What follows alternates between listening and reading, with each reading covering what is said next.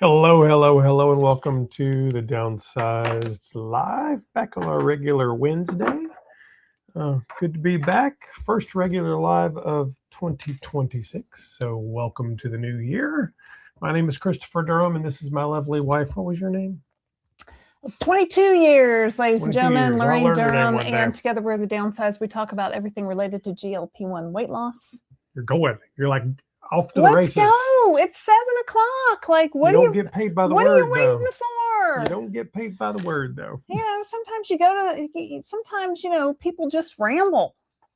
They want to know the information. They want to know the news. Going, you're talking too quickly and you're talking over each other and I can't understand. Who says I'm talking too? They say I'm talking everyone, too quickly. Not just you specifically, both of us sometimes.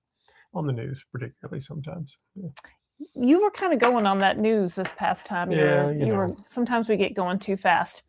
Here's JoJo, our cat. I told her that we were recording, so she has walked into the office. So maybe she'll grace us with her presence. We have a JoJo cam, so maybe we'll get to try that out. I don't know. We'll see. So, we talk about GLP-1 weight loss. We talk about your ups, your downs, your side effects, I'm in a plateau. What do I do? I'm in a stall. We're not doctors. This is not medical advice. But, we've lost some weight with some GLP-1s. I've lost 50 pounds on compounded tirzepatide. Christopher's lost over 100 pounds on compounded tirzepatide, Mounjaro, and Zepbound. And, we want to help people. We make videos every day. We hope you will like and subscribe to our channel. That's all I got.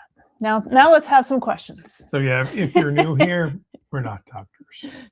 We're not trainers. We're not dietitians. We're not nutritionists. I didn't even work out today. Attorneys. There's a lot of things we're not. We're just I do usually work out. I had to take a child to an appointment, so that was my day today. And then I had to take a child to the Aldi because there's nothing in our house to eat. That's funny because I just spent a lot of money at the grocery store this past Sunday, but there was nothing for the child to eat, and she also needed things to take back to her apartment at college. So there we go. There you go. There you go. Let's see who we have. Oh, look, Barb was first. Hello, Barb. Health at any cost. Hi, Barb. Nice to see you. Thanks for being a member. You must be back in Florida now, back from Texas, and Tristan got married. I know I saw pictures of Barb's son, Tristan, who we've done interviews, Downsized Dish interviews with Barb and with Tristan and with his sister, Megan. So a couple of her children. She's got, I think, another one, but the third one's not on GLP-1. No, the third one's not on GLP-1s. But congratulations, Tristan got married. So congratulations, Barb and Tristan and the whole family. We got to meet his fiance. They came to the meetup in Chicago, and she was lovely as well. So I was thinking about that meetup today, how cold it was in Chicago. It was chilly in Chicago. And that was October. Were we there in October? November? October? It's November. It's all a blur now. We made it past the holidays. Yep. Shout out to making it past the holidays. We're now in January, which is typically, a time when I would always make New Year's resolutions. This is going to be the year I lose weight. This is going to be the year I work on my fitness. This is the year. So I didn't really make any resolutions this year. I've been at my goal weight for about a year. I did update my spreadsheet, my handy dandy spreadsheet. So you guys that have been following along know that I love to track things. Blue's handy dandy notebook. Handy dandy notebook. Yeah, Blue's Clues. So I like to keep. Now I have it in my app too. I have, our Hume Body Pod syncs to an app on our phone, and I have all my weights in there, but it doesn't go all the way back to the beginning because I didn't have that scale back at the beginning of my weight loss. So ask me any question from any point on my journey, and today I have the data I can look at and tell you. If you had the Me Again app from the beginning, it could have kept all that for you as well, right? Yep. So yeah, we're also sponsored by the Me Again app, which is a handy dandy app for iPhones only. Sorry, everybody else. They only do it for iPhone. And you can track your food. You can scan your food. I ate some leftovers. Christopher made a dish the other night, which was almost beef stroganoff, but not as heavy. It was more like beef tips and some egg noodles. And I was like, I wonder what this will scan. And it scanned it. It thought it was beef stroganoff and said, this is 30 grams of protein. I'm like, cool. I'm sure the protein was right. It just didn't have the dairy in it. Yeah. So yeah. So anyway, you can keep track of your weight in there. Actually, it syncs with your Apple Health app. So the Body Pod syncs to Apple Health, and then Apple Health syncs to the Me Again app. So you don't have to put in your weight. It just knows it.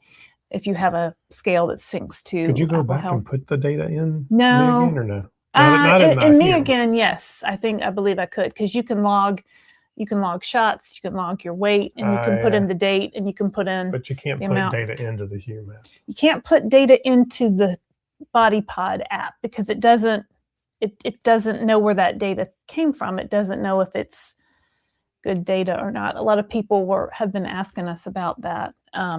So yeah, it doesn't do that. But anyway, we've got a lot of things. We use a lot of things, and whatever you find that you like using on your journey is the thing that's right for you. If you don't like a spreadsheet, you don't have to put your data into a spreadsheet. If you don't like tracking your food, you don't got to track your food, right? But I would keep an eye on, grams of protein, maybe make sure you're getting enough fiber and enough water. So sometimes it's good to track if you want to just take an inventory of where you are.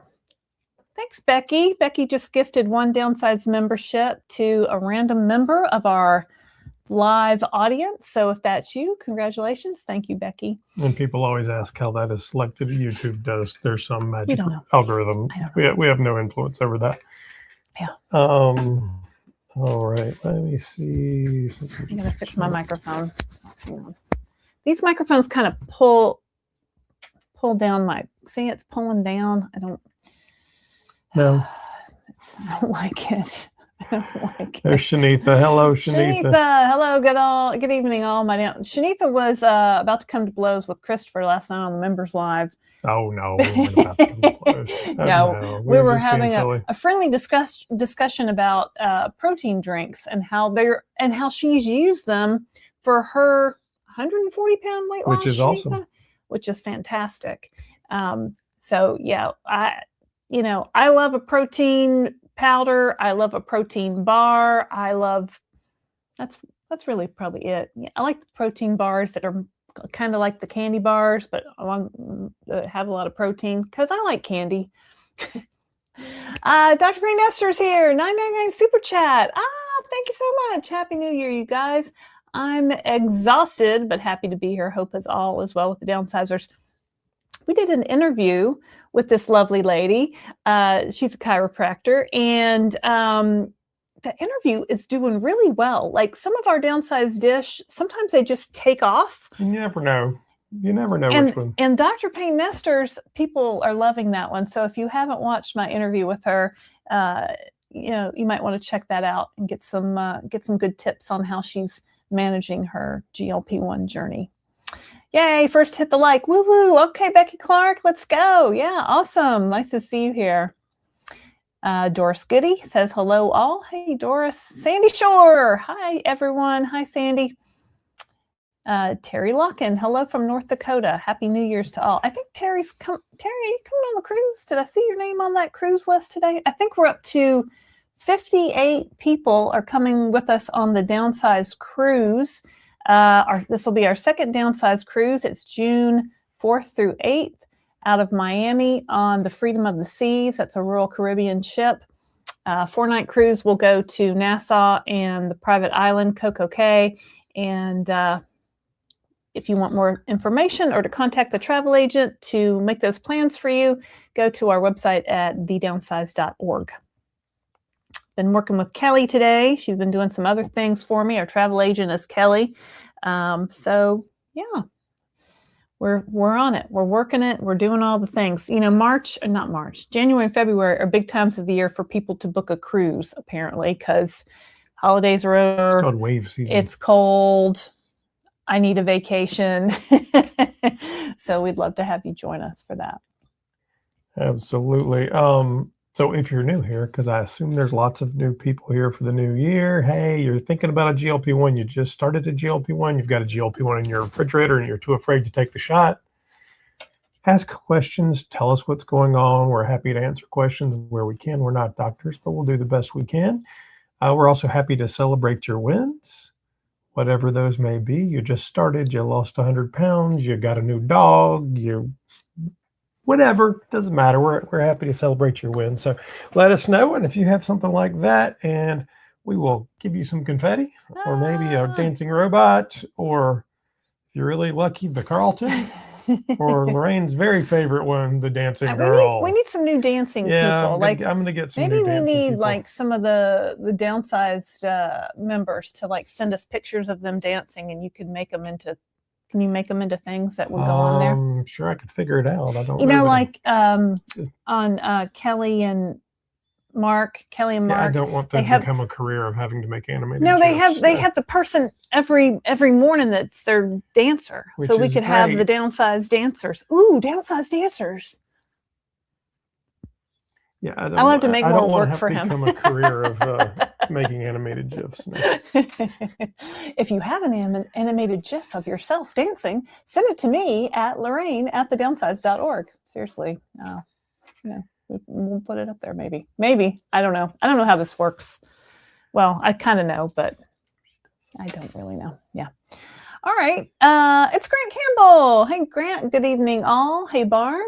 Hey, Grant. I think Grant just scheduled a Downsized dish interview, if I'm not mistaken. Anthony's here. Hello, Anthony. Hello, everyone. Nice to see you. Joseph Gonzalez. Good evening, everyone. Happy New Year. All the best to everyone. Piggy's here. Renee Scary is here. Yeah. Hi, everyone. We got a super chat from our friend. I can't really say the second part of his name. Well, I guess I can. Now it's Piggy Ass Y6G. It was something different. It was Piggy Ass No More. Piggy Ass No More. Something else before that. He's fabulous, though. He says, happy 2026, everyone. What are your goals for your channel this year? Oh, that's an excellent question. Is that goals for us? For the channel, yeah. Well, Christopher would like to be, I would like to be as well, at 100,000 subscribers this time. Which is a huge goal. Next year. Yeah, we're at like 36, 37,000. So that would be a huge number. But I feel like...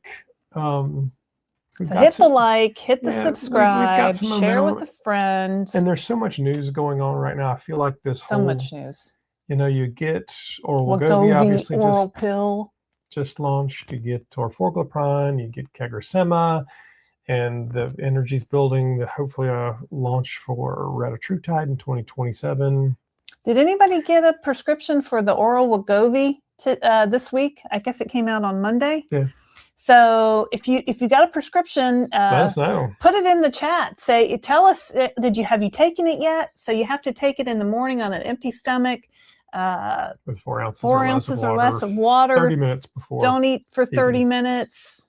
Mm-hmm. All right. That sounds reasonable-ish. So you get up, take it, get dressed. By the time you're dressed, then you can have your coffee and your breakfast or whatever. But yeah, I would like to do 100,000 subscribers this year. Back to goals. To actually answer Piggy's question. And then I'd like to figure out, we'd like to double the number of people that come on the cruise with us. Oh, yeah. So we had basically 50 last year, and we want to do 100 this year. Piggy, you should come. Absolutely. Everyone should come. If you don't feel like you're personally invited. We're personally inviting you right now. And then, we would like to get out there and meet more people and do more in-person things. And I'm not really sure what that means at this point. We're kind of working through some ideas. We're going to the OAC conference in some July. more meetups, maybe some actual events. I'm not really sure what's going to happen, but don't want to promise anything yet. But we're working on some ideas. We gotta, we're looking at the calendar and booking some things out. We still have some things that we're doing with our original business, kind of wrapping some stuff up in that. But we really have been full time with the Downsized channel this year. So, we put out videos every day, sometimes 2 videos a day, honestly. And we want to keep that going. I don't know. I'd love to be like, I don't know, more of a spokesperson for the wonders of GLP-1 medications, right? I feel like that was kind of the main goal of our channel, was to tell people how great these medications are. And now, like, people are really finding out about them. And as the prices come down, 74% of America has overweight or obesity. So that's a huge, literally huge, market for people on GLP-1s. So. I've got a whole list of doctors I'm chasing at this point. I would like to be able to do a doctor's interview every week. I don't know that that's possible, but we're chasing a lot of them, and really looking at some really, really exciting academics, some credible physicians, some obesity certified doctors, to really raise the level of the conversation. I also enjoyed the panel that I did on New Year's Day with Dave and Sabina. I kind of like to do a weekly thing, probably not with the same panel every week. That's kind of meet the press Sunday morning style, where we talk about a couple of things in the news each week and have a rotating panel.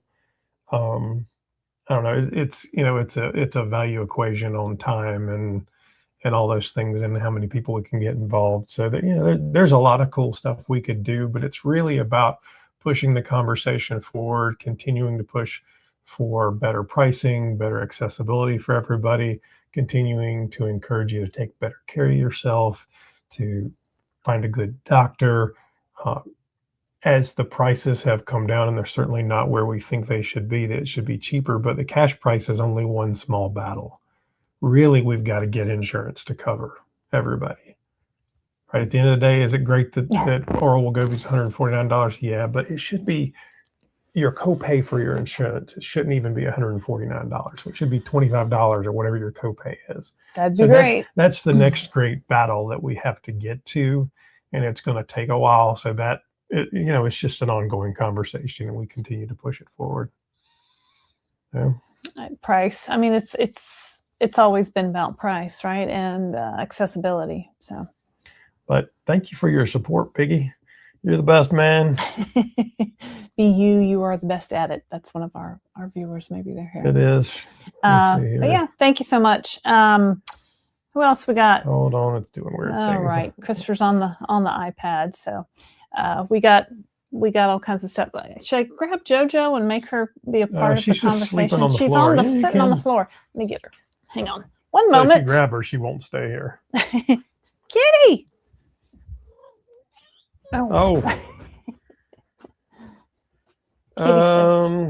I may have lost some questions. So if anybody it looks like it's done some weird things. There's JoJo. Hi, Jo. There's JoJo. So Gwen says, anyone tried the Slate Ultra Protein High Protein Milkshake? Got it at Walmart, 30 grams of protein. Is that the one in the metal can?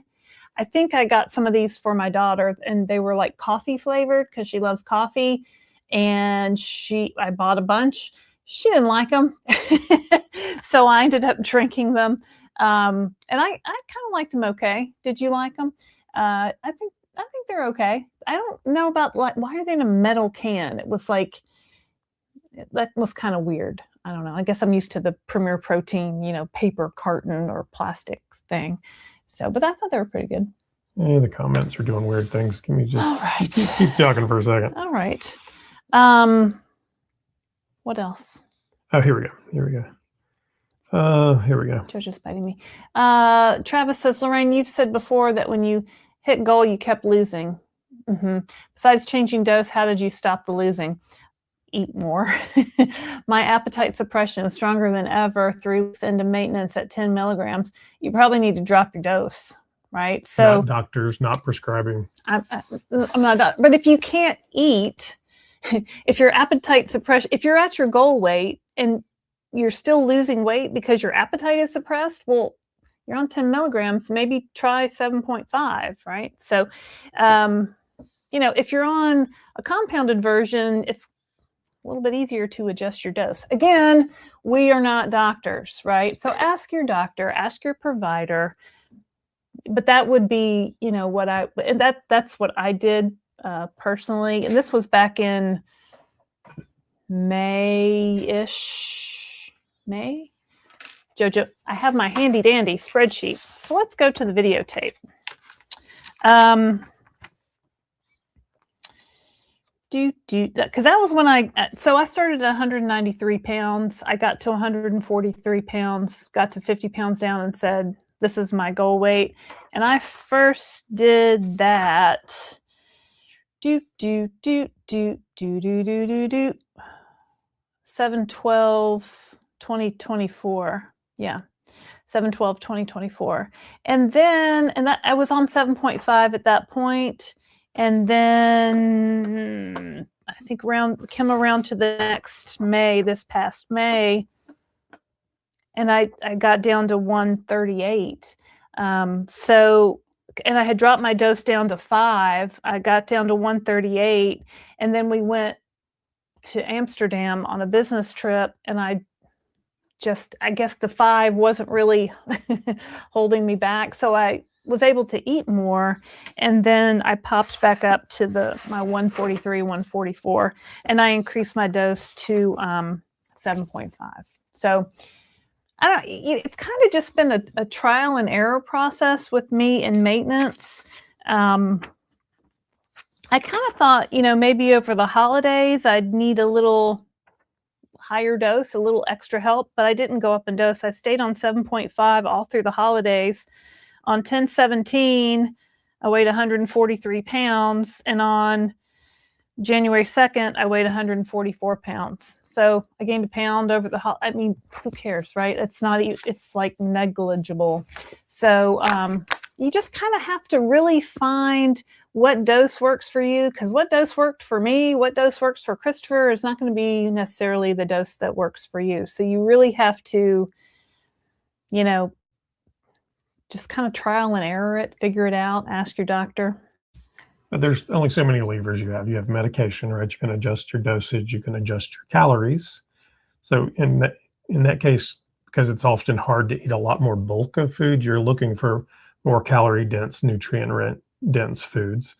And you can adjust your activity. There's only so many things that are gonna change those things. Yeah, if you're eating in a calorie deficit, you're going to lose weight. So and that some people want to get really granular with how many calories do I need? How many calories should I be eating? How many calories am I eating per day? How many calories am I burning on my exercise session?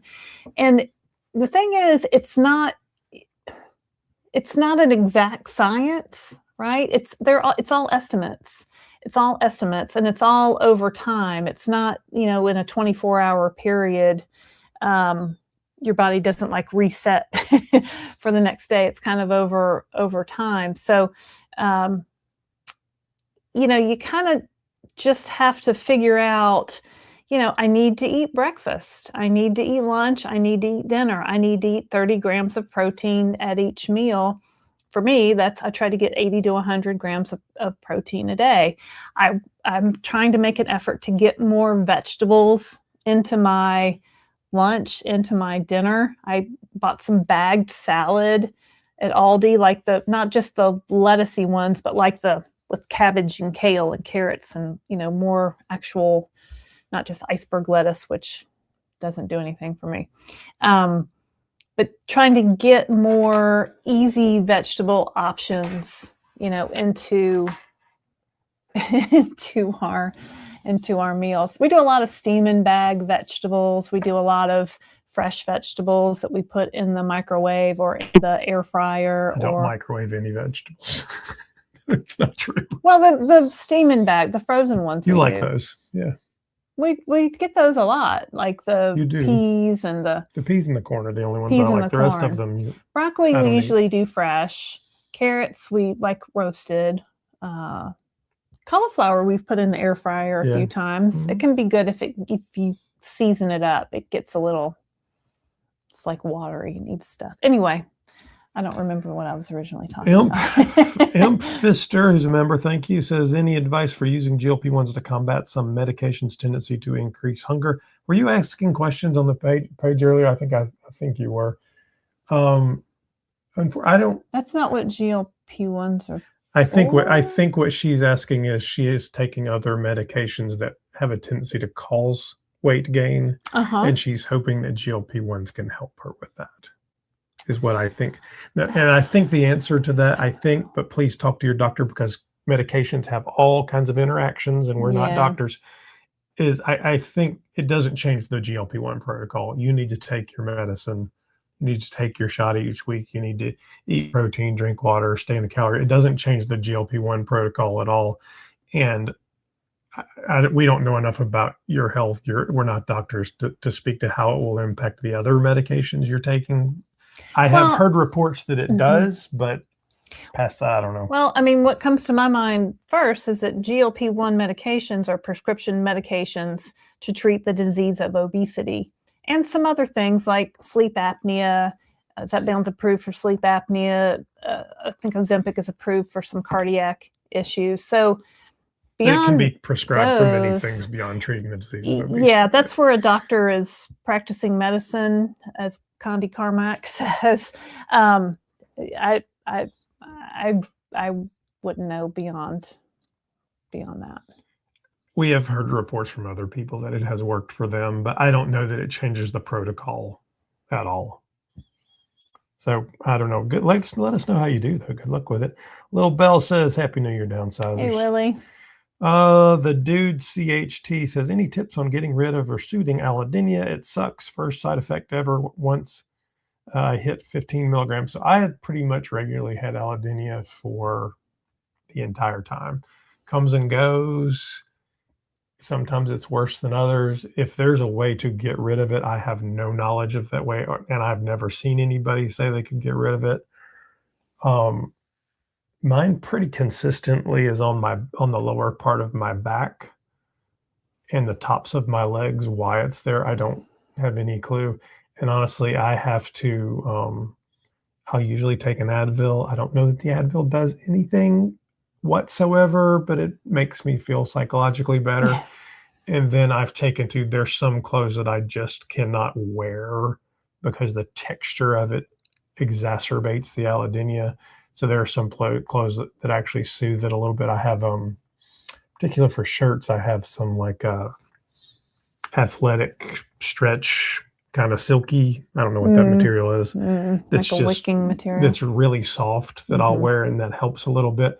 I have never found anything to stop it. And people have asked. I know you get really dry skin in the winter. I don't think it has anything to do with that. You don't think it has anything, like would lotion help? I've tried that and had doesn't work. I don't think it'll hurt, but it doesn't. Right, that's not bad. It's not, I don't know. I know there are some prescription drugs that are designed for that, so you could certainly talk to your doctor. I think the side effects of those drugs may be worse than the allodynia, to tell you the truth, from what I've read. But yeah, do not take Zepbound if you are allergic to Zepbound. One of those kind of things. Down in the Dale, Shelley. Good evening, CDLD and Downsizers. Is it just me, or does everyone's noses seem to run more on this medication? My nose runs constantly. I don't know if it did before. Like I have got I usually am carrying a tissue in my pocket because sometimes but yes, I think so. Does your nose run? I think it does a little bit more, actually. And I think if you remember when I interviewed Jamie, he said the same thing. He said that was his only consistent side effect. Yeah, I mean, it's not a big problem, but it is kind of annoying. Yeah. Like, I feel like my nose is running constantly. Barb says at Investor, I'm writing about that right now on Substack, Health at Any Cost. Part 1 of 3 came out today. It's mostly about psych meds, but is relevant to many other meds. All right, so go check out Barb's Substack. If you're not familiar, there's a website called Substack that's basically like newsletters and things that Barb has. A bunch of people have one as well, so you can go check them out. Yeah. There's a lot of interesting stuff on there. Losing It with Grace says, hello, Lil Bell. Enjoyed your interview. So Laraine interviewed Lily a couple of weeks ago. You can go check that out for the Downsized Dish. Becky Clark says 2 more pounds to lose to be back to pre-Christmas weight. Yay. Good job, Becky. That's awesome. Patricia Kendall says the doctor prescribed the new Wegovy pill for my son, but none of the pharmacies around here have it yet. Wow. Like, I bet Novo Nordisk wouldn't be happy to hear about that. The manufacturer, I thought they had all that locked and ready. You might try the Amazon pharmacy. I know they had it in stock. I was talking to somebody today who had it. Now, whether your insurance and all works there or not, and I know you can go directly through Novo Care, and they have all doses in stock. I interviewed Joe Zuki, who's been on the channel a couple of times, who is I never get his title correct. I think he's a nurse practitioner who can I believe he's prescribe medications. And so he basically talks about everything that he would talk about with a patient in this interview. It's fascinating. He said they could get it as of Monday. He was actually prescribing it, and he had somebody be able to go get it. Now, they were only getting the first 2 doses locally, but there shouldn't be anybody that needed the higher doses quite yet anyway. So. Why would you? Yeah. Well, if you were trying to transfer on maintenance. From the shot over to the pill.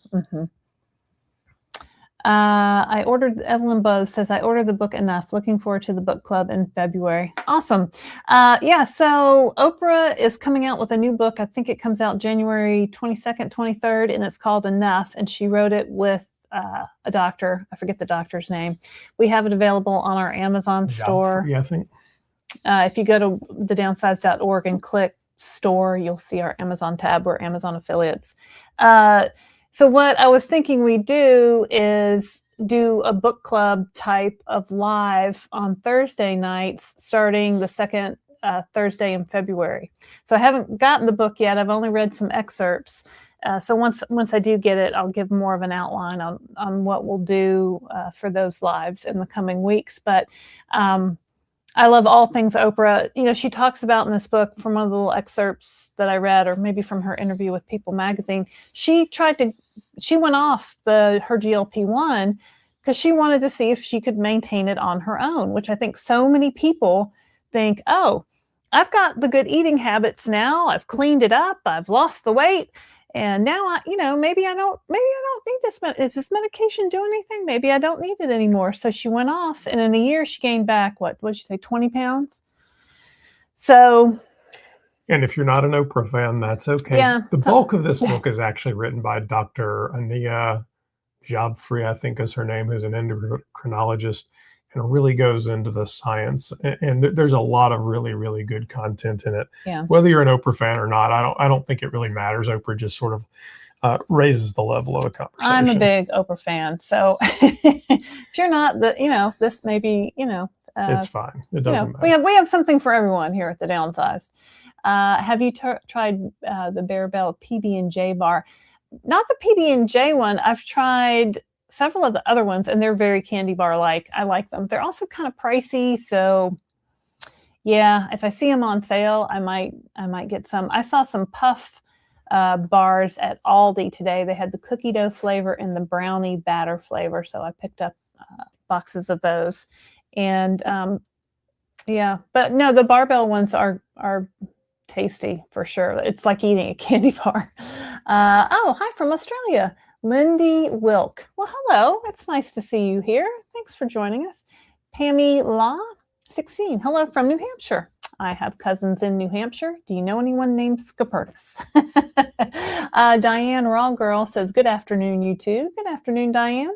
Afternoon. You must be somewhere in west of us. Renee Skiri says, I just ordered the Mago 7 through your link. Easy. Wondering, is it better to start with a lower dose if you aren't looking for a total cleanse?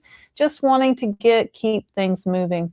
So one of my main side effects on this medication is constipation.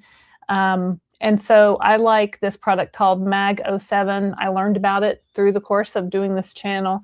And it's a magnesium supplement. And it is on our Amazon channel, on our Amazon store. The directions say you can take between 1 capsule and 3 capsules at night on an empty stomach with a big glass of water, like 12 ounces or more of water. I've taken, for me, I don't get any movement unless I do 3. And I don't do 3 every day. I do 3 maybe once a week. But you don't take it proactively, right? I don't take it proactively. No, I have heard of some people doing that. I've tried to take like 1 to maybe just see if it does it. No effect that I can figure out. All of the doctors and nutritionists we've talked to and dietitians say add fiber to your diet. Vegetables, fruits. That's why I'm trying to eat more vegetables. Is the best way to keep things moving, and drink water. Yes, and drink. If you need Mago 7 or whatever else, do what you got to do. But start with a good diet. Absolutely. I try to do my best to get that good diet. But I think the way that my digestion was already kind of an issue, and then these GLP-1s just kind of slowed things down even more. And then I just get into it. If I haven't gone to the bathroom in 3 days, like that's a problem, right? 2 days is a problem. Like 3 days, it's time to take action. So, and I also like those sugar-free fiber gummies. I kind of forget about them. Like I put a bottle on my desk, so if I see them, I'll remember. But for the most part, I'm not thinking about food during the day. I'm not, which is weird because I used to always be thinking about food all day, every day. So, but yeah, I mean, I would suggest trying and starting with 1 and see if that works for you, and then, move up from there. Your mileage may vary. Rose says, I'm so excited to meet everyone on the cruise.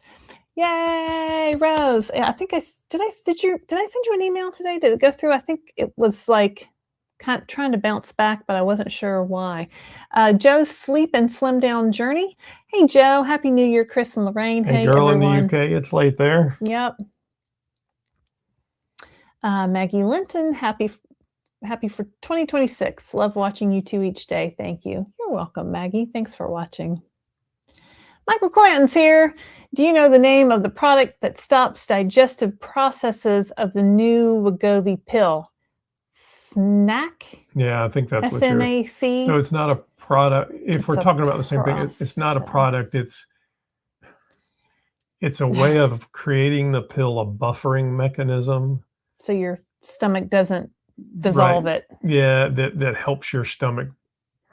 It passes through. Watch the interview tomorrow, and Joe explains it better than I can, and talks about snack. But it's a way that helps your body more easily absorb it, basically. Yeah. So snack, SNAC. It's an acronym for something. Right. It's a technology that Novo did buy a couple of years ago from another company. I don't remember the name of the other company. So this is not an actual Wegovy pen, but when they gave us at the OAC conference. So the injection goes right into your bloodstream, right? Easy peasy. The pill has to go through your stomach and through your digestion. And so, you know how your stomach breaks down stuff. It had to have something around the semaglutide so that it didn't dissolve in your stomach, basically. So they developed this process. It's pretty cool. And apparently the compounded version also has this, from what I've been told. I don't think it's the same technology, perhaps a similar technology. I don't know. But yeah, it is. They are selling a compounded version at Mochi for $39 a month. Well, so Nakwin was asking this. So since the Wegovy pill is out, will there be a generic version of it as well? I hear Mochi Health is offering the pill. So it's important to note that the word generic is a legal designation that comes from the FDA. And what that means is that a patented drug has come out of its patent. So its patent has expired, and that patent is now eligible for other people to make. And a generic drug has to still be approved by the FDA to be the same thing. So it's still FDA authorized. Compounded versions are not generics. Technically, it's not the same word. Compounded versions are versions made by compounding pharmacies to fulfill another personalization need.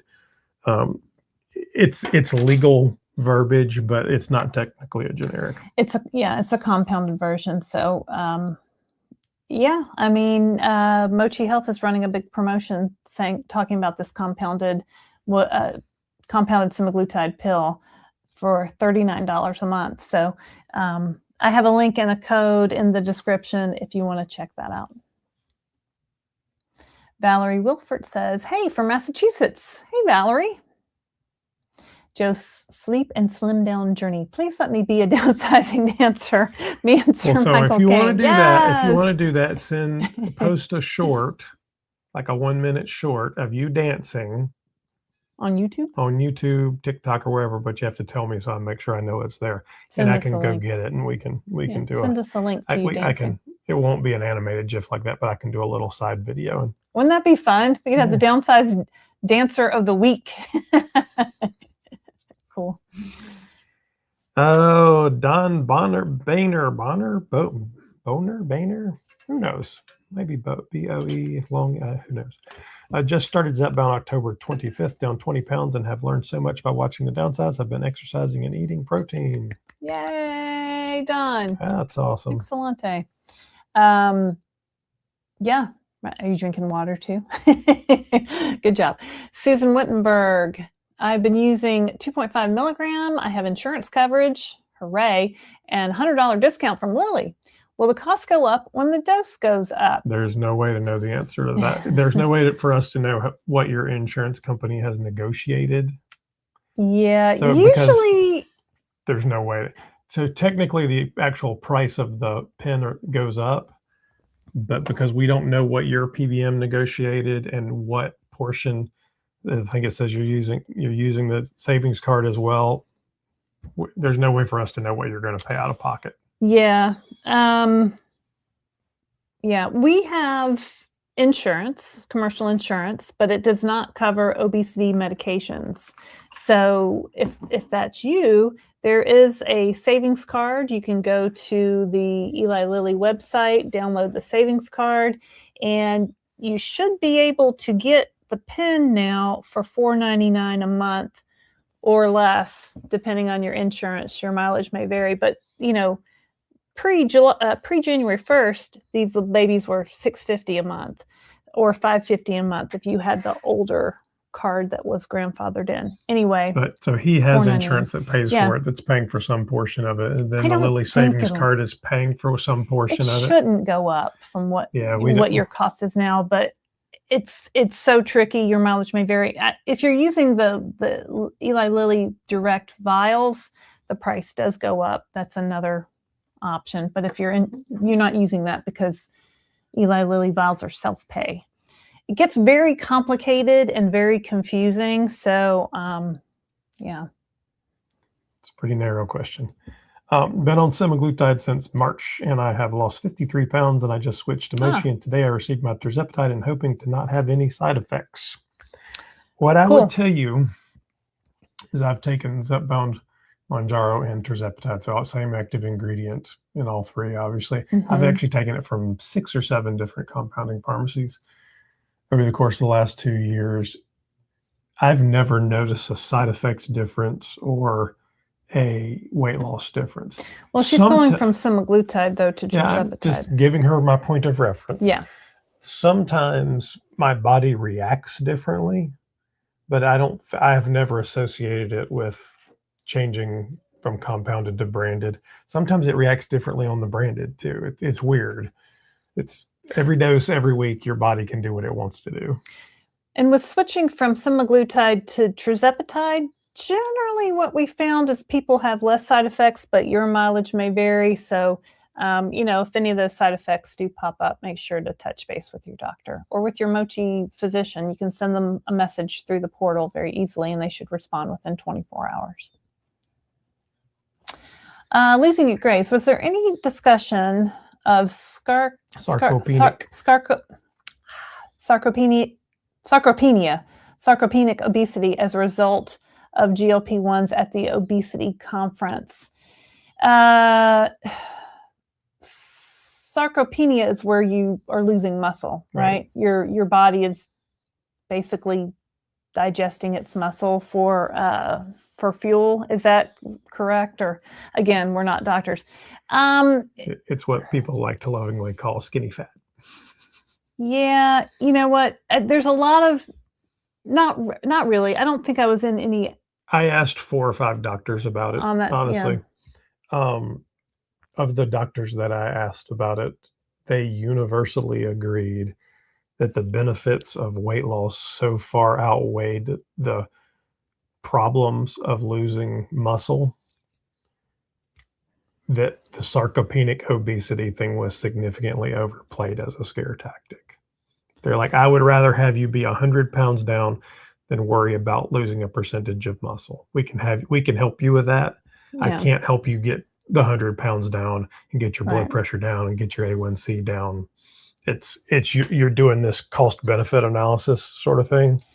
Well, and anytime you go on a diet and lose weight, you're going to lose muscle along with fat. That's just how our bodies work, right? So if you eat a high protein diet and do some resistance training, some weightlifting, or that will help your body hold on to the muscle that you already have. So that's really important. I think we've at the beginning of these medications, people were saying, oh, these medications are muscle wasting. When you take them, you're going to lose your muscle. Well, I don't think we've seen that direct correlation. It's more like anytime you go on a diet and drop in a calorie deficit, your body is going to offload some muscle and some fat. So you have to just do the things to prevent it that you can do, which is protein and the other and answer weightlifting. We have consistently gotten from doctors is that they're not so concerned about the actual weight of the muscle lost. They're concerned about the percentage of the muscle lost and the usability. So are you able to get up and down? Do you have mobility? All these things, because the presumption is that if you start at 400 pounds and you go to 200 pounds, it's a huge gap. But obviously that 200-pound person doesn't need to have the same amount of muscle that the 400-pound person did. So really it's about, when you get to 200 pounds, do you have a healthy percentage of muscle, and is that good usable muscle? And it's where there's a lot. There were a couple of panels, and I didn't get to go to them. Probably wouldn't have understood them honestly either, that talked about quality of muscle. Yeah, that was because and that's where we're not, the conversation isn't rich enough yet, because honestly, even a DEXA scan can't tell you if you have good muscle or not. And the comparison that one of the doctors gave me is, if you walk into a store and you buy beef. I was just going to say this. Right. Mm-hmm. You can buy everywhere from super cheap beef that obviously looks super cheap all the way up to Japanese Wagyu beef. No fat. The Japanese Wagyu is all fat, oh, it's right? all fat. That's the whole thing. Well, the quality of the difference between those muscles is very, very significant. There was a talk about kind of like the marbling in meat. So your muscles maybe have some fat that run through them, and are you losing fat out of the muscle? We're seeing all these different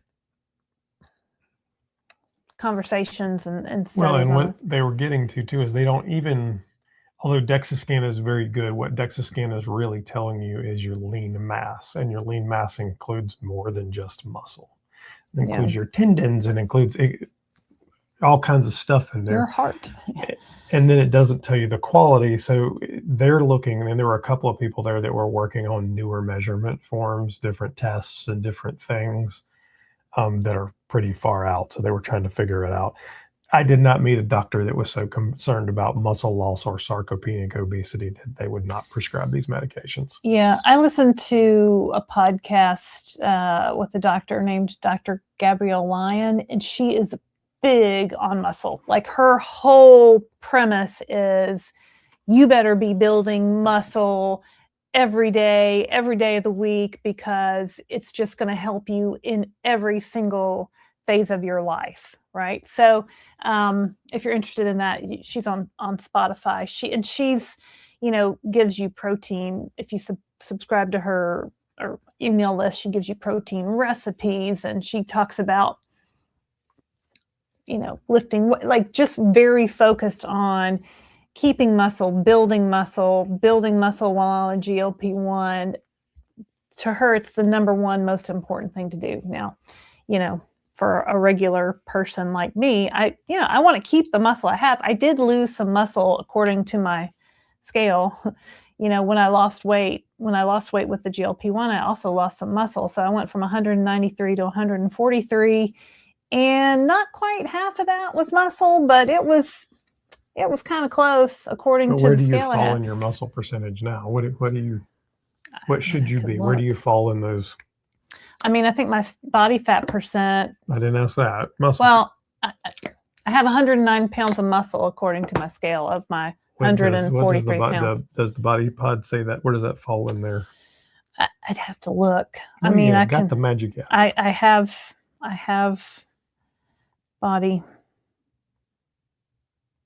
Oh, we have to pull it up as Hume. You think? Anyway, why don't you talk and I'll look. Very good. Next question from Anthony. Do you think someone could find some cross-country loophole that will get us generic semaglutide from Canada? When you said it could be $60 on the news, my jaw dropped. I'm sure somebody will figure it out. I'm sure there's some loophole to get around that. I don't have any question. I mean, I actually already know some people who are buying medications. When do you want to know my lean mass percentage? 65.8. So standard. So you're right where standard. You should be. Lean mass, actually it's 95 pounds, standard. Body fat mass, 42 pounds, very high. How is that possible? But according to that, your lean mass is fine. Yeah. Okay. Yeah. I think I have higher percentage. My arms still have some body fat, and the body pod always calls me out on that. My body fat percent is 29.4. This is where when I had the old scale before we got the body pod, my old scale told me I was at 19% body fat. So I thought I was like on an athlete level, right? But then I realized because my old scale didn't have the handle, it was only getting the bottom half of my body.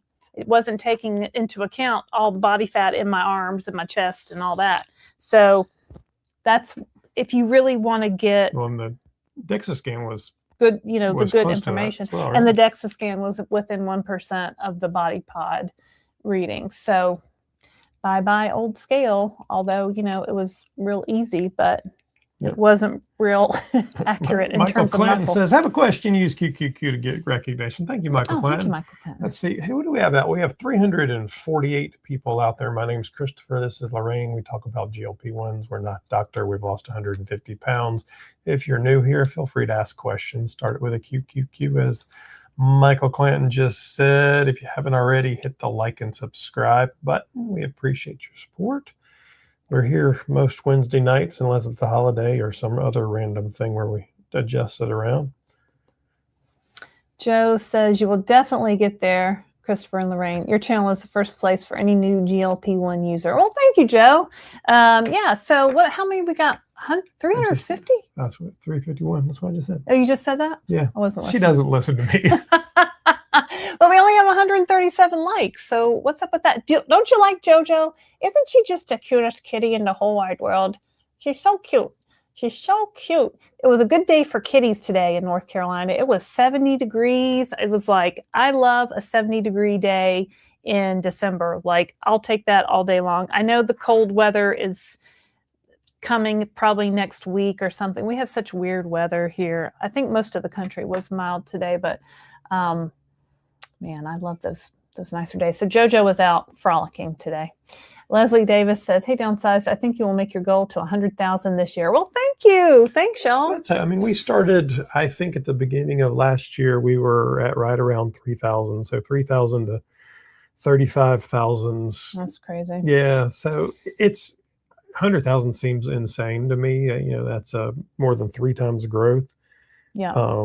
You know what? Share our videos with a friend. I'm sure you've got a mom or a sister or an aunt or a brother or a friend at work that has been talking about GLP-1s, and maybe you can't really explain it to them. And sometimes I'm not really good at explaining it to them either. But, maybe there's some videos that you could share of ours with them. We did a 2-part series on the January 1st and 2nd? 2nd and 3rd. Questions that new users have. So that would be great to share with a friend. JoJo has left the building. Oh, JoJo's Are you left leaving, the or are you chat. just going to stand in front of the camera? This microphone pulls my collar down. I don't like it. Okay. Joe says, Grace, are you on the Downsized cruise this year? I really want to make it this year. We'd love to have you, Joe. It's a kind of a long I thought flight, we were going to sing a karaoke song together. Yeah. I don't remember we were going to sing Queen, right? Right. Don't stop me. I don't remember which Queen song it was, but I think we were going to sing Queen. Whatever she wants to sing, well, I'll sing with her. It will be terrible. Yeah, I'm really good at like name that tune, guess that tune, like musical trivia, like fill in the next lyric. Like that's my jam. I also like karaoke. Unfortunately, I'm not a good singer, so it's an interpretive thing. I do more like sing-alongs, like Sweet Caroline. Bum, bum, bum. So good, so good, so good. If you ever come to Erie, Pennsylvania, I'll be there. Okay, Shonda Winnie. Stranger things have happened, right? You never know where we might come and show up in your town. At Brit Braves It, I have never been on a cruise. Seriously thinking of joining the Downsized cruise. You should. This is a good one because it's 4 nights, so it's, a manageable time. We just go out to the Bahamas and back. So I think there's only like 1 sea day, and the boat moves really, really slow because it's not that far from Miami to the Bahamas. So there's no, I've, knock on wood, haven't gotten seasick. So, but we always do take medication, with us just in case. So. I've never taken any. I don't think I have either. I think one time I put on those C-bands, those acupressure point I've never had any ones. issues. Yeah, but no, it should be fine. Julie Gallagher says, hello from Northern New York. Your channel has been so helpful. I just started 3 weeks ago. Well, welcome, Julie. Welcome to the Downsized.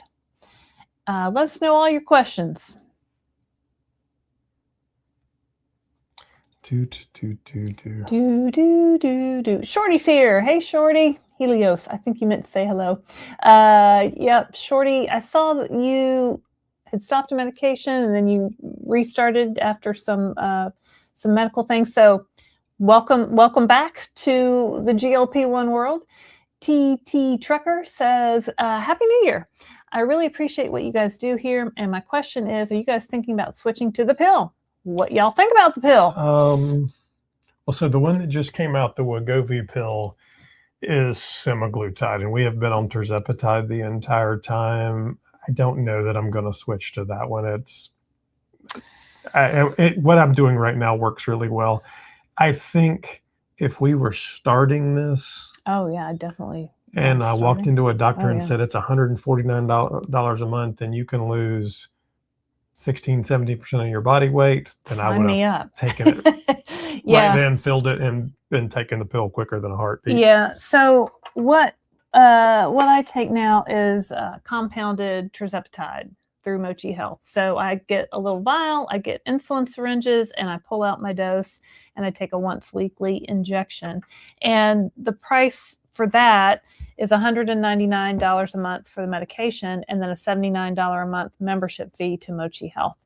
We have a link and a code in the description if you're interested. So for me, that's, was that like $278 a month?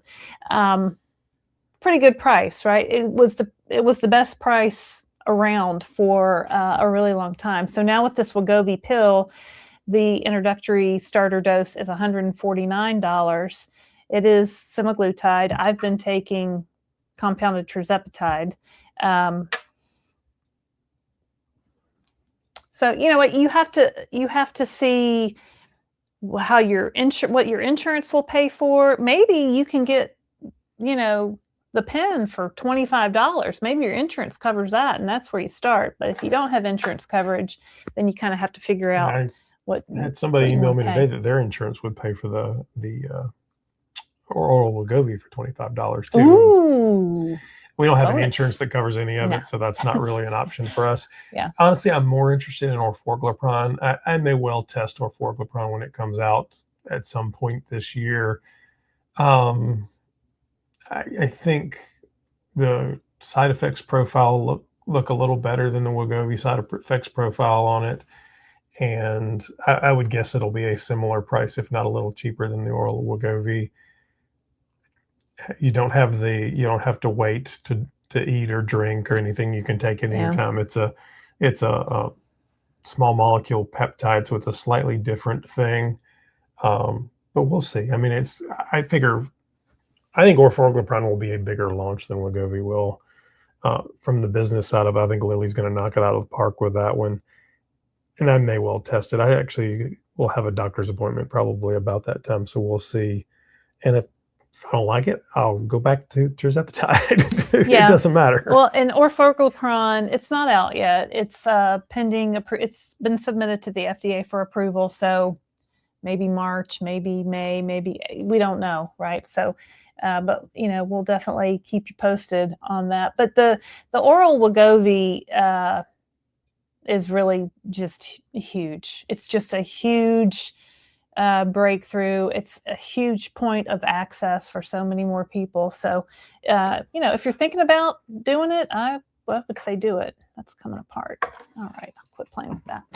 Turns out those weren't meant to be opened 15 times. I haven't opened them at all. Christina Martin says, breast cancer survivor here and new tirzepatide user here. All right. It's the first thing that has helped me lose weight. Wow. Thank you for all that you do. Yeah. I mean, these things are pretty amazing, pretty life-changing. I'm glad that you are a survivor. So congratulations on that. Yep. Robot. Sometimes I just play with them. Okay. I have an astronaut too. Yeah, okay. Have you liked and subscribed? This reminds me of the MTV astronaut. Oh, P.S. Can I talk about I can't get my prescription medications filled at CVS anymore because my insurance carrier, Blue Cross Blue Shield, we get insurance through the marketplace, and now Blue Cross Blue Shield has hooked up with of North Carolina has hooked up with Prime Therapeutics, and apparently CVS won't work with Prime Therapeutics, so CVS is no longer a preferred pharmacy. I gotta go to Walgreens now, y'all. Walgreens. I gotta Walgreens, Publix, or Harris Teeter, or there's a small local pharmacy that's on the list. So I'm gonna have to go back to Walgreens. I don't think I can take it. At Health at Any Cost says last year's cruise was fantastic. Many of us made lifelong friends there. So good not to feel alone anymore. Thanks, Barb. Yeah, it was really a great time of community and understanding, and you had these people who all understood what you were going through. I think a lot of times, we sit in our house or at our desk at work and we don't want to tell anybody that we're on this medication because maybe somebody's going to say something mean to us, or maybe it's not going to work, and I spend all this money, and maybe don't want to look like a fool. But here's some other people, here's like a whole community of people that feel the exact same way. So it's great to have support like that. That's why we created the Downsized too. So we hope you find support in this community here. Shonda Winnie, been on tirzepatide and now Zepbound for 5 months, lost 48 pounds so far, just went up to 5, started at 205. Should I change to the pill now? Well, we're not doctors. Is it a cost savings? Right. So, I mean, what I would say is talk to your doctor, because semaglutide and tirzepatide, although we talk about them often interchangeably, they're two different medications. Semaglutide is a GLP-1, and GLP-1s are known for really shutting down the hunger signal in the stomach, right? It kind of works down here, increases satiety. Tirzepatide is a GLP-1 and a GIP. The GIP is that second piece of it. And if we can all remember what that stands for. Glucagon interrupter. Insulinotropic, I won't say it correctly. But it works on your brain. Insulinotropic polypeptide. It works on your brain, though. Kind of shuts down that food noise piece of it. Some people need more or less of those things, and some people, the two different medications work differently on. Talk to your doctor, though, because that's where they can help you with that. If it's strictly a cost consideration, then yeah, maybe you want to do that. But it sounds like you've succeeded with this pretty well. So if you can afford it, talk to your doctor. Sounds like you're rolling with the Zepbound. So I don't know that I'd change where you are now. Yeah, it's really, if it's a cost conversation, I definitely understand that. These things are expensive. Losing It Gray says, she's not a doctor, but I would like to see a spicy conversation between Christopher and Jillian Michaels. Well, she hates GLP-1s, right? She's anti-GLP-1, so I don't think that's probably going to happen ever. But yeah, don't imagine that's going to happen. Don't imagine that's going to happen. It's also, I have a tendency to not argue with people like that because she's not arguing from a place of education or from rationality. She's lashing out, trying to protect her livelihood, maybe. I don't know. Of worth, everything. Her whole empire was built on making people feel bad about feeling yelling fat at fat and people mistreating them on TV. Well, that's falling apart, Jillian. I don't want to see people yelling at fat people on TV anymore. I want to see people with overweight and obesity getting the medical treatment that we deserve, right? So it's just a different philosophy. Kate says, I would love to do a panel with CD. Okay, Kate. Kate in Seattle. Ronnie, G54. Has anyone had a problem going to compounded after getting Zepbound from Lilly with scripts from PCP, and PCP is against compounded? I don't get my compounded script from my local doctor. I get That's not what she's asking. She's asking if it was a problem telling that because she is going to have to tell her PCP and they don't like it. Yeah, mine doesn't like it either. But you know what? I'm a grown up and I do what I want and I tell her and she has to put it in the chart and that's the end of that. And really because I told her, I said, yeah, I'm getting it compounded because I can't afford the name brand price. And she was kind of like, I'm like, well, here's my chart. I've lost over 50 pounds. You can see every week that I've been on and every dose and every, and she's like, oh, let me see that. Oh, yeah, you're doing great on that. It's just a conversation that you have to have. And it's unfortunately very often the time when you discover you need a new doctor. Maybe. Now, not for anything, doctors and compounding pharmacies, the doctor doesn't know the compounding pharmacies.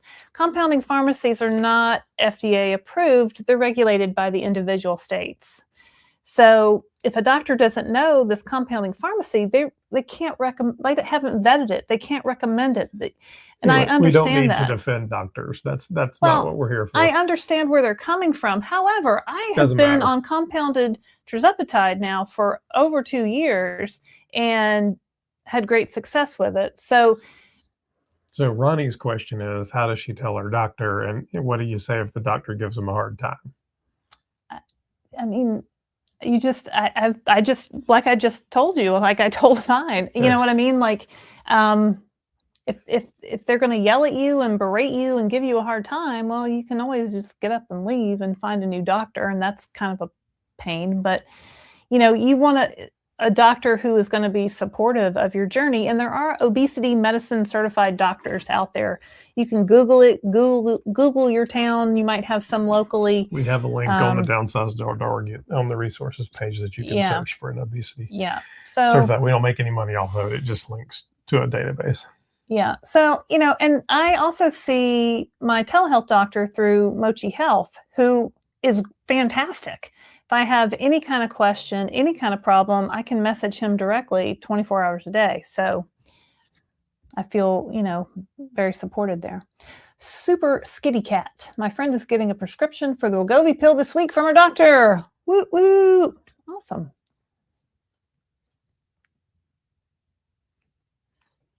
Oh, why are you so slow?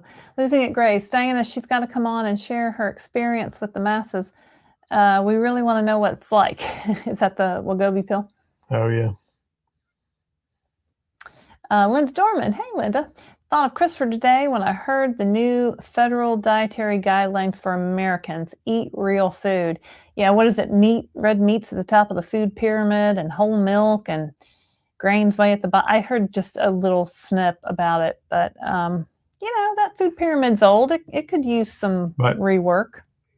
It never recommended. Well, first of all, there hasn't really been a food pyramid in a long time. It's been the plate. Oh, it changed to the It's been the plate for a long time. All right. And the plate never really had processed food on it. It was not. No, I don't think the pyramid did either. Grains, maybe. It had grains. The plate. This announcement today was just reshuffling the graphics. It wasn't significantly different from what was already there. But yeah, we do say eat real food, right? You don't want to make your diet on 100% protein powders and processed foods. Like eat some chicken, eat some steak, eat some broccoli. Yeah, I worked for an apple. I worked for a grocery chain for almost 5 years, and I can tell you, grocery chains. Almost every store that you walk into, you're going to walk into the produce department. Not everyone, but almost every one of them, you walk into the produce department. Oh, when you enter the store, that's where you quickly followed by the meat department. So there's plenty of good options there. So the notion that all anybody could eat was Doritos and Ding Dongs. Maybe all some people want to eat. And maybe all they want to eat. But GLP-1. There's good options there. It's we certainly have developed a culture where we have encouraged eating Doritos and Ding Dongs, and the pricing of those things is upside down. It's often cheaper to eat badly than it is to eat goodly. Goodly? Not a word. Goodly, not a word. Not a word. I'm glad you recognize that quickly. That it is to eat well, but you can eat just fine out of an American grocery store. So. All right. I don't think that was a question. Well, if you listen to his whole press release, it was. My Zepbound journey says 14 more pounds to my 200-pound weight loss, 20 months on Zepbound, all self-pay, no insurance. Stingies. All right. Well, good. Good for you. Worth every dollar. 200-pound weight loss in 20 months. That's freaking-tastic. So that's really great. You should come on the Downsized Dish and tell me all about your journey. You go to our website now. Go to our website at thedownsized.org and click on Downsized Dish, and you can fill out some details, and maybe we'll have you on an episode of the Downsized Dish. But that's awesome. Congratulations.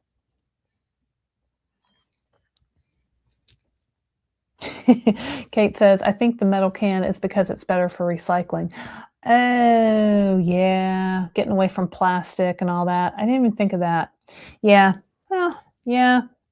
Miggy spins. Yeah, if prices came down, I could afford the cruise and support financially this and a couple other channels. Well, we just appreciate you watching. We appreciate if you like and subscribe. Those are free. So yeah, but prices are coming down, so stay tuned. Sandy Shore says, hi, JoJo. JoJo's now back to her spot on the floor. I guess she didn't want to sit on the desk anymore. Why are you so slow? New Chapter Nana says, late joining in, visit with grandkids. I'm officially 20 pounds down. First pass declutter of closet. All right, Nana, get that done. Get that closet cleaned out. Man, it took me a long time to clean out my closet. I still got a couple things in there that maybe need to go. But, I mean, the sooner the better, right? So that's awesome. Good for you. Losing it Grays. CD has the coolest tech.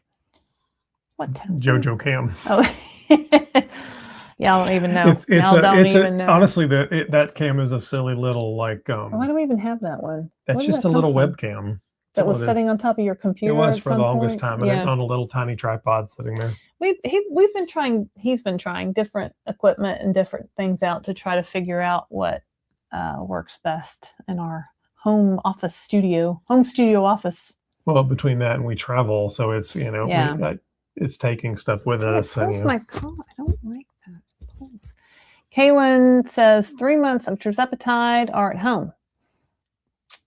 What do you mean? I'm stuck in the semi till Friday. Truck driver. I'm 6'1", 290, had spinal fusion last fall because of car wreck. I'm desperate to lose 70 pounds so I can actually work out without pain. All right, so Friday. Are you starting Friday? We're starting? You have 3 months of tirzepatide? All right, so spinal fusion, that sounds painful. Yeah, it sounds like you're on your way. So, I mean, good luck. You can do it. You'll be home, and you can do it. You know my secret, and if you haven't been here much, I can tell you it's really easy. Just take your shot. So you can travel with your shots, whether it be these or these. You can travel with them, and if you're in a semi, you probably have a little refrigerator. Yeah, you might have a little refrigerator in your semi, so you can travel with them absolutely. So here's our travel case. You probably wouldn't need this for your semi. There's more permanent ways to do it in a truck, but. All right, well, I'll just show this travel case anyway. Okay. So it has these removable ice packs. So you take these out, you pop them in the freezer, and then you put them in here, and you got, I don't know if you can see like the little, so you take your pen and you put it in there like that, and then this zips up, and then that zips up. And when you put batteries in, it'll tell you the temperature, which is good, right? So it's handy. And we've taken this through TSA at the airport and on cruises, and nobody cares. Like they see these all day, every day. They do not care. They've seen them for insulin, people with, diabetics with insulin, and it's really easy. Yeah, focus on taking your shot, and you can get that 70 pounds off. So, you're sitting a lot driving. You've got a whole different lifestyle, and if you were hurt as well, that weight'll, between the medication, hopefully lowering some inflammation and the weight, you'll feel a lot better, and then, you'll get to a place where you can work out better. Kate says, LD, you made 2 Monsters Inc. references in just 5 minutes. Kitty! Is that from Monsters Inc.? I just always say that. And let's go to the videotape, shall we? That's from I don't know if that's Monsters Inc. I think that's just something in the in popular culture. But Kitty, no, I do say that all the time. Maybe I can get that from Monsters Inc. I'm very absorbent. Says, you know how Ozempic had popular off-label use for celebrities before we even heard about GLP-1s? Why do you think Rybelsus wasn't as hyped, even though it's basically oral similar? Like we have now. It didn't work so good. Yeah, the doses were low. They didn't go up to these higher doses that really got weight loss on it. So I don't think it picked up as much. Now you saw, when Saxenda was approved, you saw some of that. And I do think people with money and celebrities were using some of these a lot longer ago than you or I realize. Yeah. I think they had access to things because they had money. Yeah, well, and when we first heard about Ozempic, maybe 4 or 5 years ago, you got a script from your doctor. I took it to CVS, and they're like, yeah, this is $1,000. And I'm like, you got to be kidding me. Who can afford that? And we just, was like, oh, sorry, we can't do that. So it's been out there for a while. Rybelsus, yeah. Wasn't your uncle on Rybelsus? Was he on that one? Yeah. For a while, and he did lose some weight on it. I don't think he knew that. He didn't know what it was. Yeah. Mickey Spins, more to mention, your dosing needs may change over time. Seasons, like all of us, it's not linear.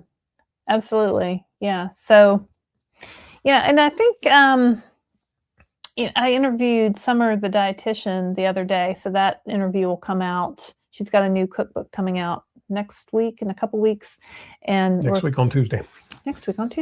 So like and subscribe. The same day our interview comes out. Awesome. Now I lost my train of thought. We're talking about hunger cues, right? And a lot of times when people move down in dose, that hunger signal comes through a little bit stronger. You can feel hungry at meal times, and that can be confusing because, before, when I was on Weight Watchers or these other diets, I didn't ever want to feel hungry. Hunger was the enemy. I didn't want to be driven to food all the time. So I didn't want to feel hunger. And now I do get hungry for lunch, for not so much breakfast, but for lunch and for dinner. And that's okay.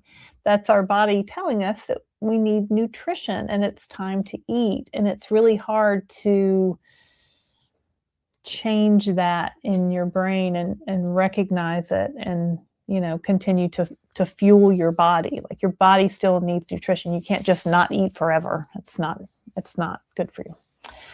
Joe's Sleep and Slim Down Journey. Miss Mary is going to want a special spotlight cam. She already figures she's the star of my channel. That's her kitty. Mickey Spin says, question more to mention, your dosing needs may change over time seasons. Did we do that one? Mm-hmm. Okay, well, there you go. And I think what I would add to that, though, is there's so much focus on staying low for so long, and even this sort of moral superiority around, I stayed on this dose and you had to lose weight on. It doesn't matter what dose you're on. Whatever your body needs that you work with your doctor to manage your disease is what you need to take. And yes, that evolves over time. It can go up, it can go down. Do what you got to do to take care of yourself. Some people are just naturally more sensitive to the medications. Some people are naturally more resistant to the medications, right? So it just depends on how your body works with the medication. Lourdes Stanatongo. I have an appointment with my doctor on Monday so he can prescribe the Wegovy pill. Whoop, whoop. I won't start until next month because I just received my month's supply Zepbound from Lilly Direct. Yeah, so I guess the Lilly Direct vials are more expensive than the Wegovy pill. Oh, right? Yeah. They're $4.99 probably. $3.49. What's the top? Or it's $4.59. I don't know. Yeah. No, I think it's more than $100. It's more than $149. That's for sure. So, but the $149 price for the Wegovy pill goes away. Like that's only good no, the first until price April. Stays. The second dose it goes up in April. The first and second dose are $149, or the first dose is $149. Right now, the first and second dose are $149. And then one of those goes up to $199 in April. So it's like a limited time only, like get on the bandwagon now kind of deal. Hey, try this. Hey, kids, it's January. Don't you want to lose some weight? Here's a groovy pill you can take. Bert Dumar says, hi, Laraine and Christopher. I have lost 160 pounds on Zepbound. I'm in maintenance and can discuss multiple factors that help me achieve my goals. Maybe interested in your interview videos. Let me know. Yeah, I mean, if you don't think you're personally invited, you're personally invited. Go to the website, thedownsized.org. You'll see a tab at the top that says Downsized Dish. You just fill out the form and we'll send you a link and we can schedule it. Yeah. So we've talked to over 100, probably a lot more than that by now. I haven't counted in a while. Over 100 people who have lost weight with a GLP-1 medication. So men, women, old, young, black, white, like Hispanic, everybody. A lady who hadn't even started yet, all the way to someone who had lost 515 pounds. Wow. Yeah. Yeah, that's not Jamie Seltzer, but the other Jamie. The other Jamie, yeah. I mean, and really you're like, huh, what? Yeah, so if you don't see somebody that looks like you, that means you need to come on and tell us your story. I had a lady that was talking about she was a slow loser and she had other things going on. Why don't you talk about me? And I'm like, well, I'd love to talk about you. Tell us about you. We can talk about it. Yeah, and that's another question people always have is, my friend lost all this weight so fast and I feel like I'm not losing weight as quickly. What's wrong with me? Why aren't I losing as fast? And I don't think we've said it lately, but the average weight loss on these medications is between 0.5 pound and 2 pounds a week, or about 1% of your body weight per week. So if you're losing in that range, congratulations, you're average, right? And I have seen people lose a little bit slower than that. I've definitely seen people lose faster than that, but everybody is different. So personally, I lost at a rate of 1.58 pounds per week as I lost my 50 pounds. And Christopher's rate was a little bit lower than that. Yep. And he lost like 17 pounds in the first month. I lost 6 pounds in the first month and I was thrilled. So, everybo's different. Brian Silver Health Quest. Hello all. First time in 40 years under 230 this morning, 227.9. Good for you, Brian. That's great. Awesome. I love it when you see that new number that you've never seen before. It's so exciting. Or not for a long time. Kaylin 799, learning to meal prep and bringing a week's worth to fit in the semi truck is a big concern of mine.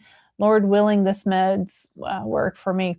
Yeah, I mean, that's a great idea to, bring your meals with you on the road. Absolutely. Especially if you have a little cooler, a little refrigerator. And what I would tell you is these are not diets. This is the medical treatment of the disease of obesity, right? And you were, what did you say, 70 or 80 pounds overweight. There are strategies that you can eat even out at restaurants, truck stops, you name it. And it really starts with protein. So you're looking for a good lean protein, probably not fried, because you could eat the fried, but honestly, the calories are going to get you, and it might upset your stomach on these medications. But you're going to start with a grilled chicken, a steak, even, right? Pork chops, doesn't matter, a protein, and then add in some vegetables. A lot of times, I mean, well, it's like Chipotle has a new menu that you can walk into a Chipotle and get a protein Cup setup of chicken. bowl. And it's really just because they were already grilling chicken. There's nothing Yeah. special about it. It's not diet food. There's nothing weird about it. Yeah. They just kind of pulled some of the carbs out.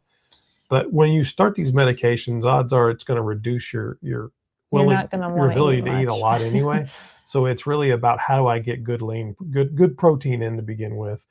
Add some vegetables and some fiber, drink your water, a little bit of carbs to go with it. We don't ban anything, but we certainly have minimized things. So meal prep's a great idea, but don't think you can't eat regular food. You absolutely can. And what we've noticed, because we do a lot of road trips and go through airports and truck stops and all that stuff. And the choices on the road have gotten a lot significantly better in the past few years. So a lot of times in that cold case, you'll see Fairlife protein shakes. You'll see protein enhanced water. In the snack food aisle, you'll see all kinds of protein bars and protein fortified chips and things like that, which, you don't want to make the base of your diet. But if you're on the go and you're in a pinch, it could definitely be better than, a Reese's cup, which I like. So, it's possible. And even, I've even seen, bananas and hard boiled eggs and hummus and crackers and, different kind of fresh fruits and things. So, but taking your food with you is always a great bet, because then you know what's in it, you prepared it, that's always the best thing. We've stopped. I mean, we were in a Love's truck stop. Yeah, not too long ago. I was thinking about that one in South Carolina. Had a McDonald's on one half of it. Yeah. Is McDonald's the perfect answer? No, but they have grilled options. I mean, you could do it. And even in the Loves, they had some choices in there that weren't bad. Then if you could get to a Sheetz or a Wawa, both of those. QT has good ones. And QT all have pretty good choices. Yeah. It's just about, you're not trying to deprive yourself. You're not just eating diet food. It's, being smart. It's just food. Yeah, it's no more diet food or not diet food. It's just food. And how can you Another make it food work question, for you? because you were talking about beef and noodles. Beef and noodles is good, but don't you worry about all these carbs. I like carbs. I eat carbs every day. I like, what's Oprah say? I like bread. I eat bread every day. I do usually eat carbs every day. I don't eat, I think about what I ate for breakfast this morning. I had Kashi cereal. It has 10 grams of protein, 10 grams of fiber, I think 30 grams of carbs maybe, with some Fairlife milk. That was a great breakfast. That's a 30-gram protein breakfast. It's got fiber. It's got a little bit of fruit in it. That's a great start, right? And then for lunch, I was like looking through we had some leftovers. I'm like, this is where, maybe some pre-planning would have been beneficial. But I'm like, here's some beef and noodles left over.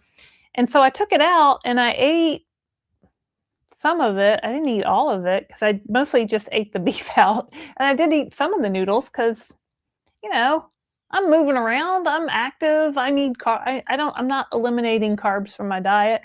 And then tonight for dinner, I made some Mexican chicken thighs, which I tried to put in the crock pot, but I didn't have my glasses on. And I thought I turned it on high, but I only turned it to warm. And Christopher's like, this is not going to be ready in time if we don't warm. It would have been tomorrow.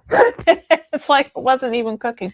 So anyway, I had that with my bagged salad, and I don't think I had a carb out of the crock pot. Put it in the oven to cook it because the crock pot was never going to do that. I kind of balance it. I usually don't have carbs every meal. So to the noodle and the carb conversation, we don't count macros or carbs or anything. We certainly minimize carbs, so we're not. It's not a carb central I'm not eating cookies. I'm not eating right. chips. It's not a pasta centered thing. It's a beef centered thing. Beef, mushrooms, onion with some pasta. And then what you discover when you start looking at pastas in the grocery store is there's a lot of choices. And I don't eat diet food. I don't buy protein added pasta. I don't any of that stuff. I only if I'm going to eat pasta, I eat real pasta. Mm-hmm. But even the pasta you've probably been buying isn't really great pasta. So stand there in the grocery store, in every grocery store in America these days, if you look, and there will be the cheapest pasta that's like 59 cents, 79 cents, 99 cents a box. Super cheap. It's like extruded Play-Doh. And it has very, very little flavor. Go over a couple of feet, and there's usually in a black box, or there's usually in Aldi, an Aldi or Kroger, or it's usually in a black box. But if you pick it up, and it might be $3 for a box, might even be $5. But if you pick it up, it's made from Italian durum wheat, so it's old world wheat that your body is going to digest better. Because it's made from durum wheat, it has a higher protein count. You can pick it up, and it'll have 3-4 times the protein. Now that doesn't mean it's a high protein food. Don't think that. That's not what this is. But it is a better food for you. And really, my goal always in cooking these days, because we eat so much less food, is to buy better food and a better quality. So I want good meat. I want good produce, because we're not buying 10 pounds of it anymore, right? It's not about volume. It's about quality, protein, nutrition. So a little bit of carbs aren't going to hurt you. And then even like bread, we'll do pretty regularly. We'll do a nice artisanal sourdough bread that's a kind of expensive loaf, but it doesn't have the preservatives. It doesn't have the super processed things. The sourdough starter in it has already worked on it, and it's starting to help you. So there's ways to pick better food that will help you for sure. And then another food question, should fat be limited in a Zepbound weight loss effort? Well, some people have digestive issues if they eat very fatty foods or fried foods, fast food. So at the beginning, I would be wary of that. It might give you some gastrointestinal distress.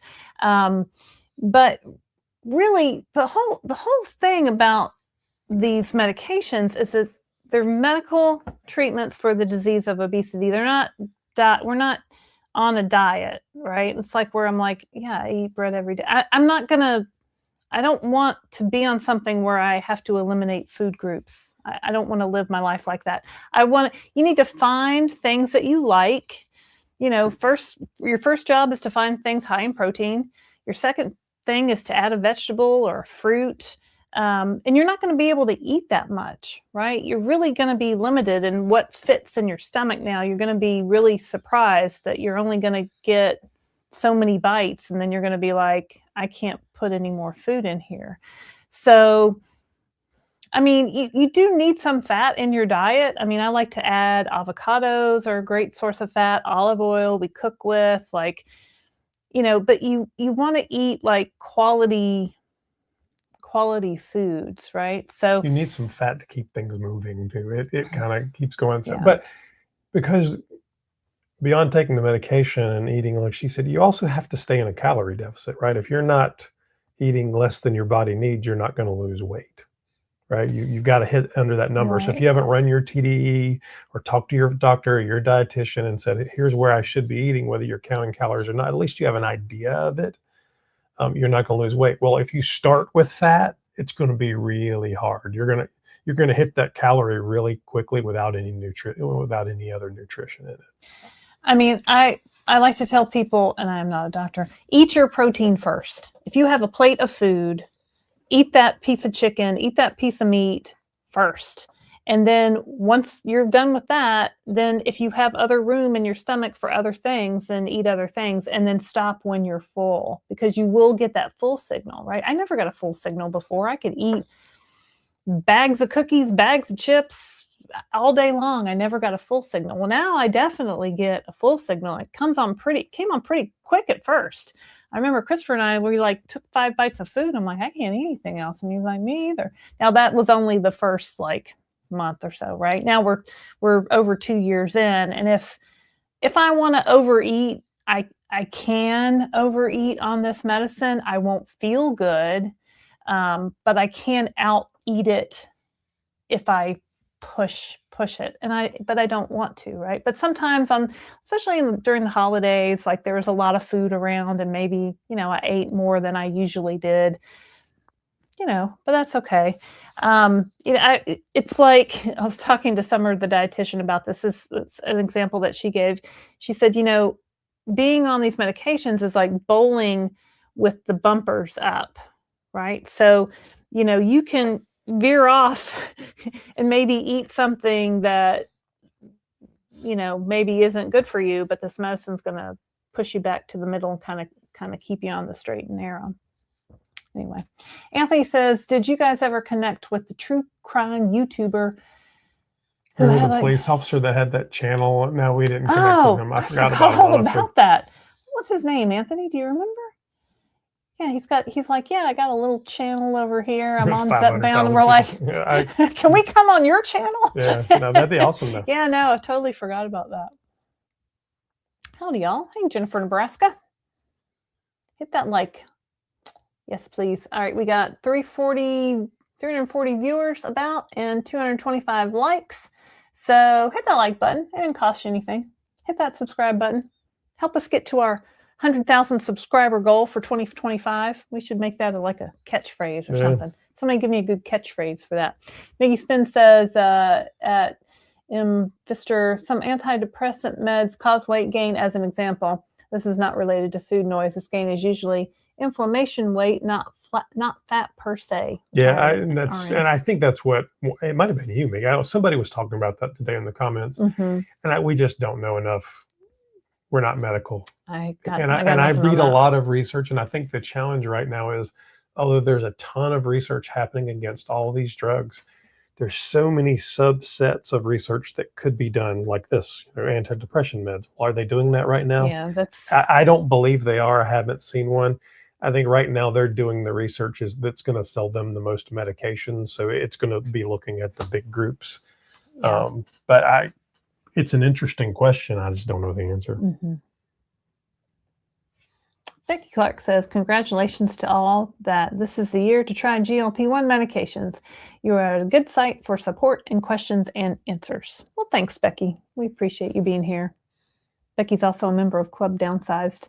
All of our content is free. If you'd like to support our channel further, there's a join button probably below where I'm talking, and you can click it. It'll take you to another video. It'll be us, but we made it a long time ago, and it'll tell you about our Club Downsized. So we have special live shows on Tuesday nights just for Club Downsized members. You can get a little bit more personal interaction with us instead of 300 people. Maybe there's under 100 people, and you get emojis for your name, and we have a few members only videos, not a lot. Occasionally I'll put my workouts in there because they have music in them, and you can't monetize a video that has music. So I do stuff like that. And what else? Is that it? Yeah. Elizabeth with Gray says, to piggyback off Don's question, should you avoid low carb while on GLP-1 because of blood sugar concerns? I've seen claims that eating very low carb can change how GLP-1s affect glucose negatively. I've seen that too. What I would tell you is, if you go and look at the trials,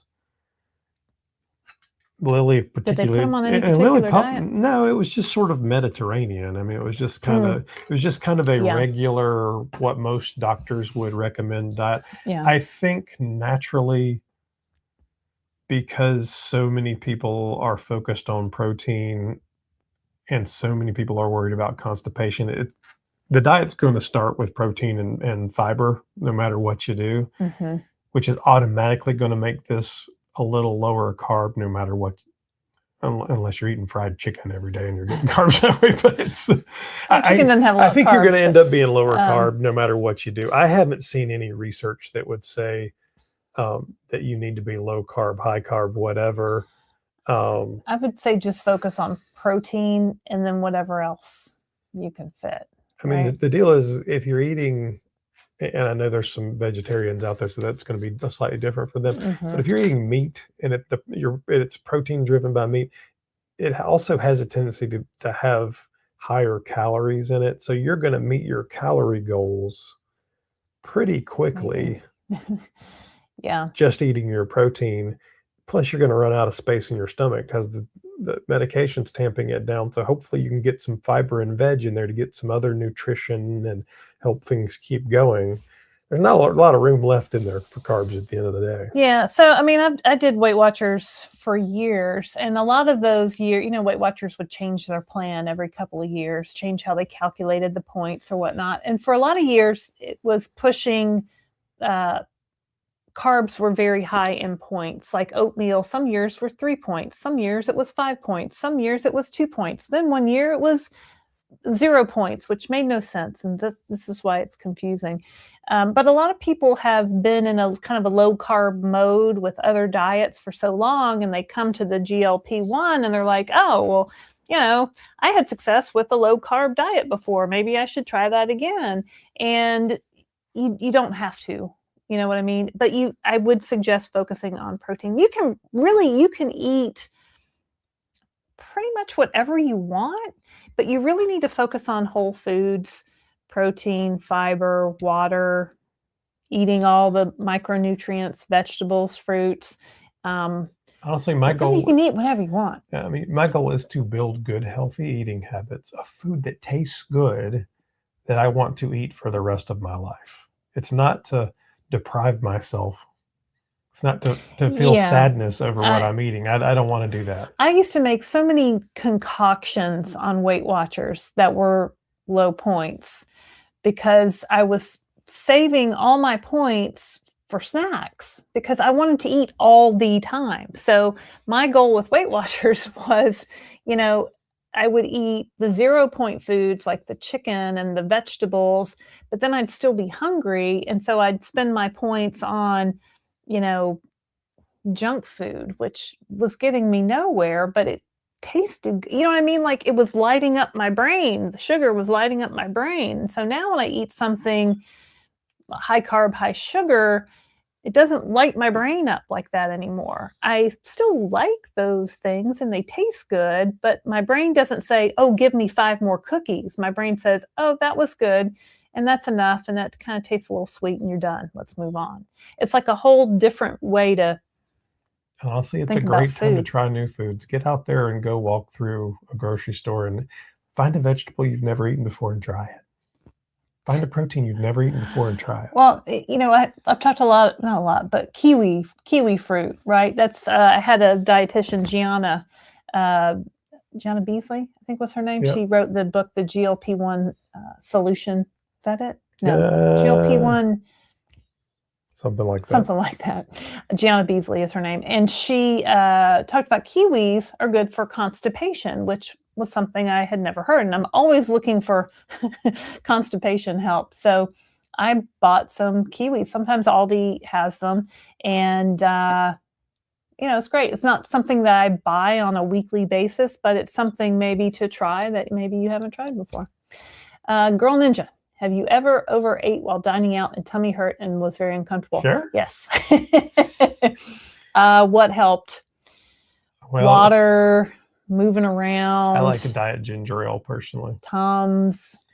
But honestly, it's a learning experience. Yeah. It's you get the hurt put on you a couple times and you learn that you don't like that feeling and you don't want to eat like that because it's not fun. It's not, we used to eat for entertainment. Right? We would build whole vacations around where we were going to eat. The longer you're on these medications, and particularly eating out, the more sense of it you'll get if you're paying attention to your stomach, to your body.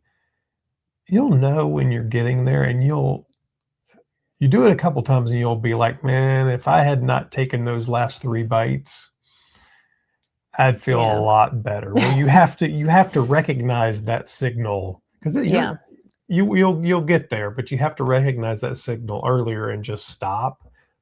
Have them take it away. Don't leave it in front of you. Just stop. right? So unfortunately, there's not a great solution. I like a diet ginger ale. Does that really help? I don't know. It's calming to me. I don't. Oh, Aida, wanted to say hi. I'm ready to start my new thing to move my body, ballet class. Oh, right, you're doing the ballet class. That's so fun. I want to do that with you. Where do you live? Florida? We met you in Florida. Drive down to Florida and join you for a ballet class. That sounds super fun. Just Sherry-O. I'm sure it varies for everyone, but if you're on a dose for a significant time period, do the side effects like fatigue go away? Oh, yeah. It did for us. I've been doing well, but last night's shot is taking me down today. Well, yeah. And that's unfortunately the side effects. I think it's a function of your body or my body. Our bodies just react differently to these medications every week. And it's because your body's not a constant, right? You're constantly eating, drinking, sleeping, sweating, and it's an ecosystem that's changing. So every time you put the medicine in, it's a different place.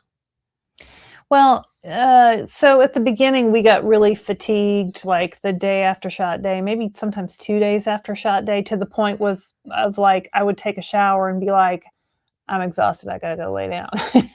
And really, you just have to rest at that point. So, we take our shots on Friday. So Saturday, if we want to just, maybe take it easy, we can do that. So you might want to see what works best with your schedule. But also, are you drinking enough water? Are you eating enough calories? Because sometimes in the beginning, people are eating like 500 calories a day, and that's just really not enough for your body. And it's going to start, slowing you down because it doesn't have enough fuel to go on. I like adding electrolytes to my water. You need to ask your doctor if that's right for you. Some people cannot do that. But I like the Element electrolytes. You can get electrolytes everywhere from online to Walmart has some great value Gatorade. Ones. Yeah. Gatorade. But, yeah. So there's all kinds of electrolytes. I find that helps a little bit with the fatigue side. So, yeah.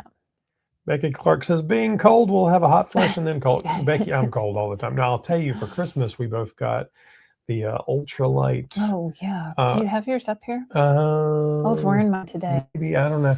Both got the ultralight. They're down puffer jackets from Uniqlo. I say Uniglow, but it's Uniqlo. Yeah, I don't have it up here now. That are very light and warm and cozy. And I'm sure somebody out there will agree with me, but I was of the opinion until I lost 100 pounds that I would not wear puffer jackets. In fact, I would not wear puffer jackets, and I would not wear vests of any kind or stripes because I don't need anything making me bigger looking. Right. No, but these puffer jackets that we got are really nice. Like, they're really warm and they're lightweight. Even it was warm out here today, but I still wore mine around because I'm still cold. I finally had to take it off because I was just really hot. Yeah, it's a struggle. It's a struggle with being cold all the time. A Girl Ninja Anthony says Pepto-Bismol, the tablet version, saves me when I overeat. Yeah, that's a good remedy, Pepto-Bismol. Everybody loves book club. Oh yeah, got a lot of people signing up for the book club. Yeah. Deb Zimmerman says, lifer here. I waited my whole life for this miracle drug. Me too, right? Like, I tried all the powders, pills, and potions, and I had spent so many dollars on hope. And I kind of thought maybe I was wasting my money when I first got my first shipment of tirzepatide, but nope, it was off to the races, and we've never looked back. So it's fantastic. CJR says, went to new doc today, asked her if she could support me through my Zepbound journey. She spent over an hour. Wow, she must have really liked you. That's a long time. Moving up to 5, started 11:21 and down 20. Feel better about my plan. Awesome. That's good. It's good to have medical support. Yep. Yeah, usually you get 15 minutes with a doctor tops, right?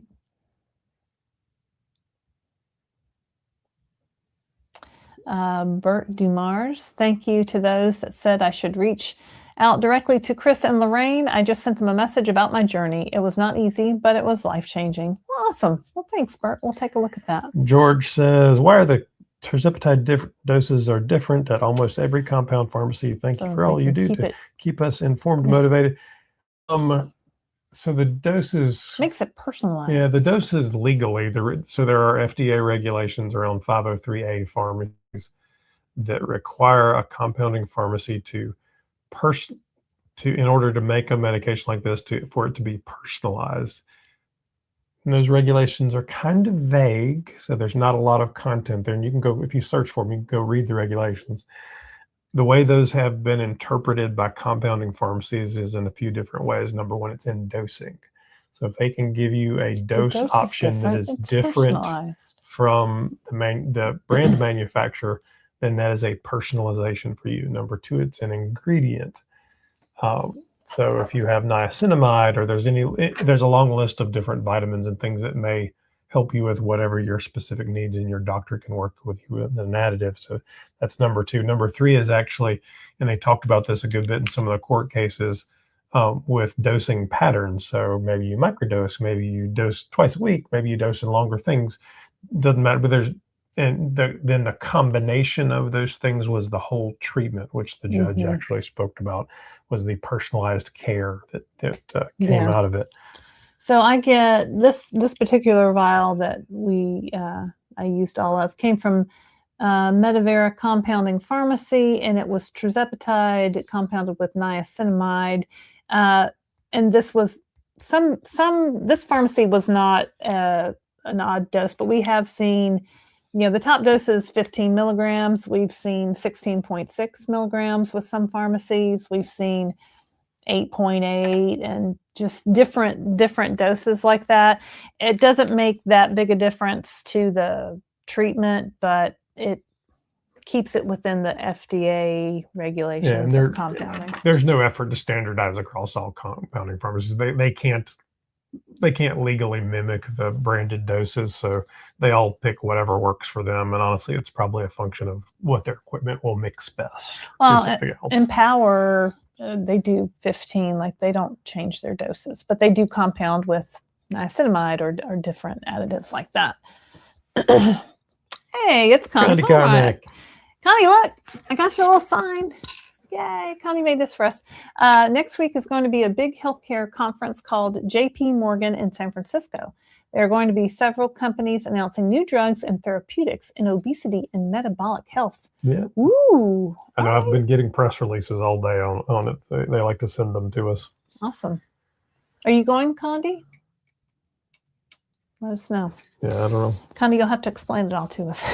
Well, that's not a medical conference so much as it is a investors conference, JP Morgan. Oh, JP Morgan. I got It's them going to tell the analysts and the investors, hey, give us some money. We got the next not so much $billion give us money money as it's really stock analysts. It's really belief we're good and buy our stock. Cool. Anthony says, this is random, but Laraine, you mentioned your cousin who has a Santa Facebook page, and wow, he looks like Santa. Oh, wow. Yeah. What is his Facebook page? It's something like It's Santa by George. Yeah, that's it. So I have a cousin, he's about 10 years older than me, and he lives up in New Hampshire. And he decided he was going to become a Santa, and he went to Santa school, and he did some events, and he's a certified Santa. He's got a real beard and the whole hair and the whole the big round belly, the whole 9 yards. So, and you meet him, he's Santa. He's not cosplaying. He has become Santa. Well, we went to he's a nice guy. My cousin's daughter's wedding in October, so he brought Santa hats, and of course my sister played up the whole thing. So we went out after the welcome party, and he's like running around boozing and carousing with Santa. I mean, it's definitely a conversation starter when when you walk in as Santa, or when you walk in as Santa's cousin. So it was pretty funny. Rebecca Percival, I'm starting my second attempt on tirzepatide tomorrow. I feel much more confident because of you guys. Okay, well, you know what? Sometimes it takes a while to figure all the things out. So maybe you stopped and now you're restarting. So, good luck. You got it, Rebecca. Oh, it's Bert again. Hello, Bert. And hello from Ponte Vedra Beach, Florida. To all attending this live talk, GLP-1's changed my life, and I'm trying to get my brother to start as well, as it will dramatically improve his health. Absolutely. Well, if you're in Florida, you should come on the cruise, man. Yeah. Hop, skip, and a jump. We have a lot of downsized viewers around Orlando. We have a lot in the villages. We have Fort Lauderdale. Like, we've got them all over Florida.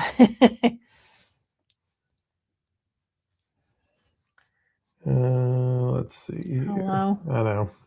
CJR says, FYI, my new doc told me that if no BM in 3 days, take the Mago 7. She did say to start with 1. All right. So maybe she watches the Downsized. But yeah, good advice. Start with 1 for sure. And that's my rule of thumb, 3 days. I'm taking that. I'm taking 3 if that doesn't happen for me in 3 days. And it's easy to not focus on fiber and not focus, especially during the holidays. I was bad about drinking my water every day. So, I say get a big fun cup that you like, fill it up a couple times, and there you go. Kay is determined question. Just an update. Large Pharma is actively advertising supported in telehealth weight loss on socials in Australia. Interesting, as we have strict advertising laws, the costs are always hidden. I've seen all of that, and I don't know if it's in Europe and a couple of the countries in Europe, they were trying that as well. So it was basically they weren't advertising the drug or even they were advertising the service. And because the service wasn't banned from advertising, they could get away with it. Yeah. However, the European court said no. Oh, you can't do that.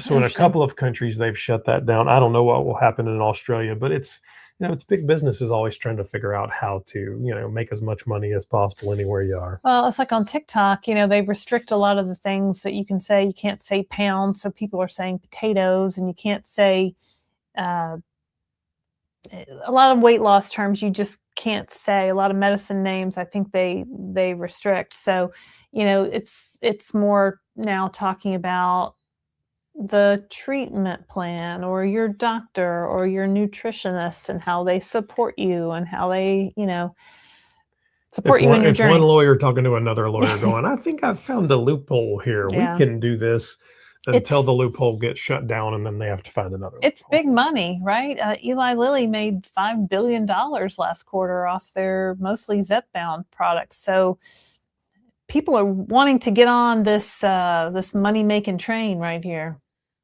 Yep. They'll figure it out for sure. Joe's Sleep and Slim Down Journey. Christopher, dancing man, you won't believe it, but I literally posted a video yesterday of me shaking my groove thing at the top of the stairs before I started vacuuming. I actually saw it, Joe. Well, there you go. Just take that link and you can make Joe our first dancing downsizer. Sandy Shore says, do I have to send an interview tape to be a dancer? You and I have danced together. Yeah, well, you haven't come to cardio it's not dance an interview in a while. tape. You just have to send me a tape of you dancing. I don't have a tape of you dancing. We do not. So yeah, maybe there's some Saturdays where Diana does the cardio dance. So Sandy is my friend from the gym, and Sandy is 77, 78. And we used to do cardio dance on Tuesdays with this instructor. His name is Sabaka, kind of rhymes with Chewbacca. And he would make up these amazing cardio dance moves. And we just loved him. And it was so much fun. And I got so excited about Tuesday at 9 a.m. because that's when we could cardio dance. And then he went to another gym because I don't know why, closer to his house or something. So Sandy and I haven't cardio danced together in a while, but she does have moves. She can move. I can vouch for that. Anthony says JoJo Cam has been the best upgrade to the live. Yeah, sometimes JoJo participates. Susan Wittenberg says, thank you. I finally understand why no one knows what it costs to go up a dose until it happens. it's so confusing with insurance and coverages, and it's very confusing. So Rebecca says, question, I just found out my copay is $100. In December, my copay was $0 for a 3-month supply. Do you think this copay will reduce in April? Well, here's the thing, Rebecca. We don't know. Probably not.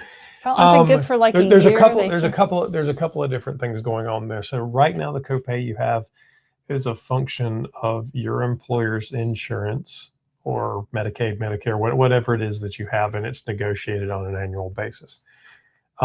There is movement, and we've reported on this a number of times with the White House, where they are working on Medicaid, Medicare, that theoretically for those included in the pilot program, and we do not know all of the requirements to be in the pilot program, CMS released some of the initial work, and they estimated about 10% of the people that were eligible for this medication would be in that program. So it's 10% is a lot of America, but it's still, really. It's not everybody. Could pay as little as $25.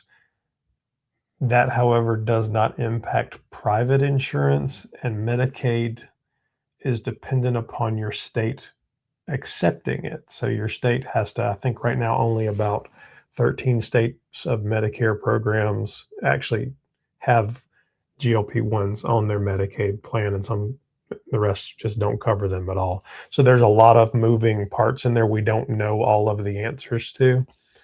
It's just I don't know that there's no set date, so don't think it's going to happen necessarily in April. It may or may not. They have not released a full static timeline for that. They have said a couple of times some target dates, but there's still a lot of details to work out. And as you know, our government is not the speediest of people. So is it going to come down? Hopefully. We don't know. Pharmacy prices are baffling because, no other place do I not know the price of something until they fill it and hand it to me. Like, I guess I could ask them for the price beforehand, but usually it's just like, okay, well, I guess that's like why is that? I don't know. It's maddening. Deborah Kendrick, has anyone used one of the GLP-1s to reduce inflammation because of lung issues? It's a great question. I did a video a few weeks ago on GLP-1s and inflammation. A study that was done is I referenced a lot in this video. And basically what the researchers found was GLP-1s reduce inflammation on your body from the very first shot, like hours after the very first shot. Different systems in your body show markers of reduced inflammation. So if you have lung issues, I hope that it works for you for that. Carrie, happy Wednesday. Hey, Carrie. Any recommendations for a specific Downsized video to start with a 69-year-old male who is contemplating starting GLP-1s? He's meeting with MD later this month. So I actually did 2 videos that were both very men focused. And if you search, they actually have men, the word men in their titles. One is like, 10 tips every man should know. Wait, yeah. And one is about Zepbound, Mounjaro, about GLP-1s being tools that have both done very, very well. I was going to look that up. Beyond that, I would also say the 2 we just did on the second and third that are kind of those, starting conversation. But I did 2 that have done 12 GLP-1 tips that helped me drop 100 pounds. Yeah. Is that the one? Or 10 Zepbound tips every man should know. Yeah, there's 2 of them. Yeah. Yeah. I think there's another one too. So one you did 4 months ago, and it's called 12 GLP-1 tips that helped me drop 100 pounds. And it's got Christopher's lovely face.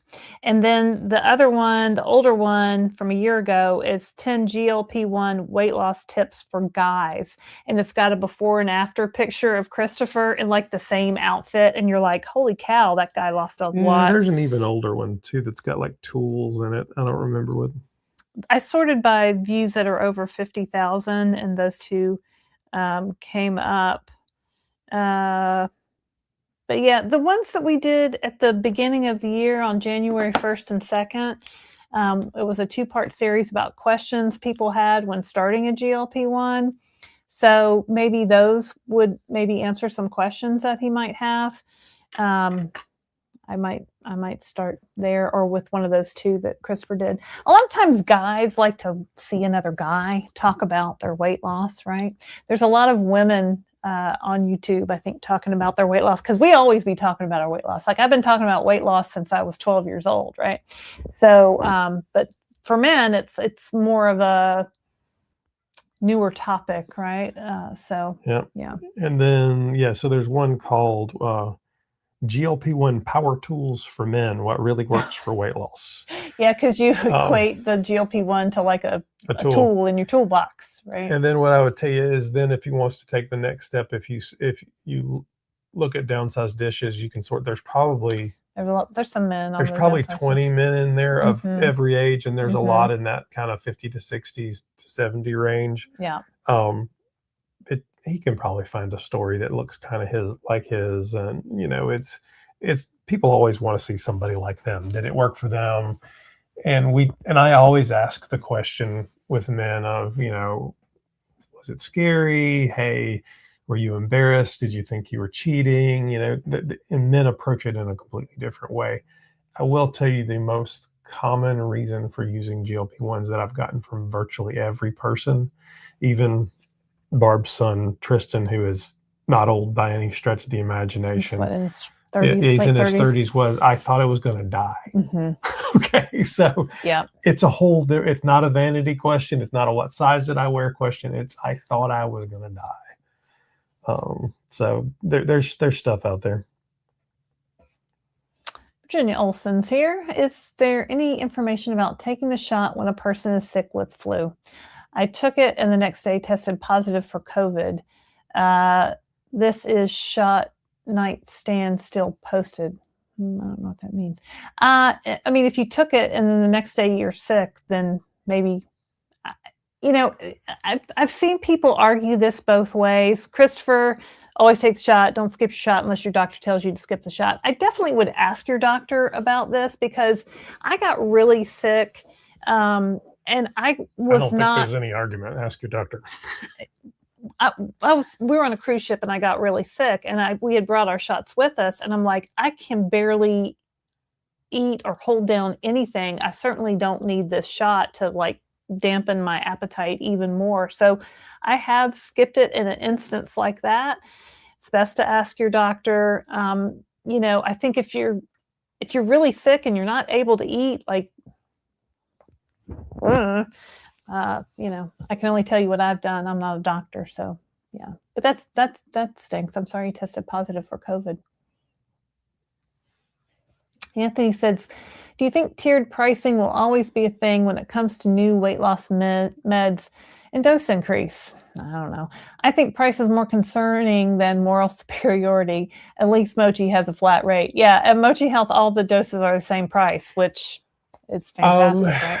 I think, at least now, yes, I do believe that, because it's a function of making the API takes a lot of work, and there's a lot of resources that go into it, and the more API they sell, the more it costs. So it's not, should it be that way? I don't know, but I think that's the way it's going to be priced, at least for a while. I think it's kind of a scam for them to price. I'm not saying it's not a scam, but I think that's their thought process. I think it costs them like would Bernie Sanders say $5 per Ozempic pen? Like, it's pennies of difference that they're charging hundreds of extra dollars for. So I don't know. I think for now, we definitely see tiered pricing with the brand names as you move up in dose. Which is unfortunate, because not everybody can lose weight on a low dose. Some people have to go all the way up to the top, and that's kind of not fair, right? Leslie says, do you think many clinics lie to patients about muscle loss? Are companies working on a myostatin molecule to combine with GLP-1s? So there's two different things. There's two different things there. I don't know anything about clinics lying to it. I don't think doctors in general are lying about muscle loss. I think if anything, they're probably over exaggerating the problem of muscle loss more than they're minimizing it.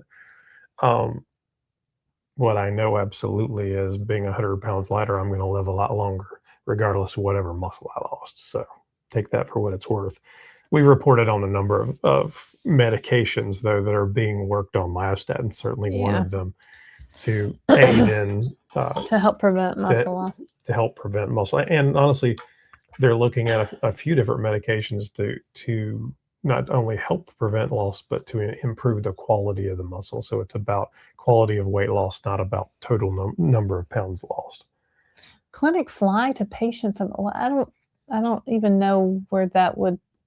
I really seriously question a lot of these weight loss clinics that people tell us about. You just have to be really careful and ask a lot of questions. And where are they getting their medication? Are they mixing it up in the back room? Like you don't want that, right?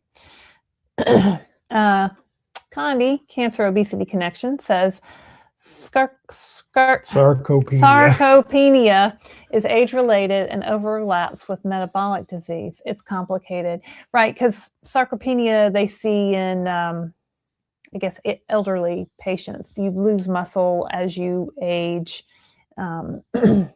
Overlaps with metabolic disease. Yeah. Condi has a website called Cancer Obesity Connection that you can check out. He is a molecular biologist, a super smart guy and super nice guy. And so go over to his website and subscribe to his newsletter. Mary Cobb Bloomer says, good evening, GLP-1 community. Hello, Mary Cobb Bloomer. Kaylin says, can someone answer? I went with Dollar Dad, $500 for 3 months. To my understanding, any dose. I'm just starting, so 2.2, 4.4, 6.6. What's Dollar Dad? Yeah, I don't know what is that a telehealth? I don't know what that is. You paid $500 for 3 months of medication. It sounds like you're going through a telehealth and a compounding pharmacy, and you got 3 months of medication for $500, which isn't necessarily a bad price.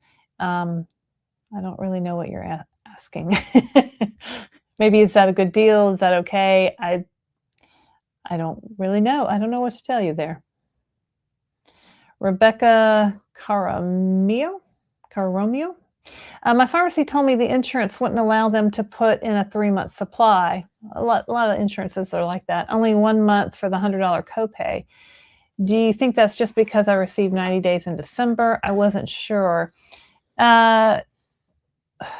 When I was filling Christopher's Zepbound prescription at CVS, I could only put in one refill, I think, every 21 days. That's how the insurance worked, and we had the Eli Lilly savings card, so it was kind of complicated. Was it a function of the year changed and your plan changed?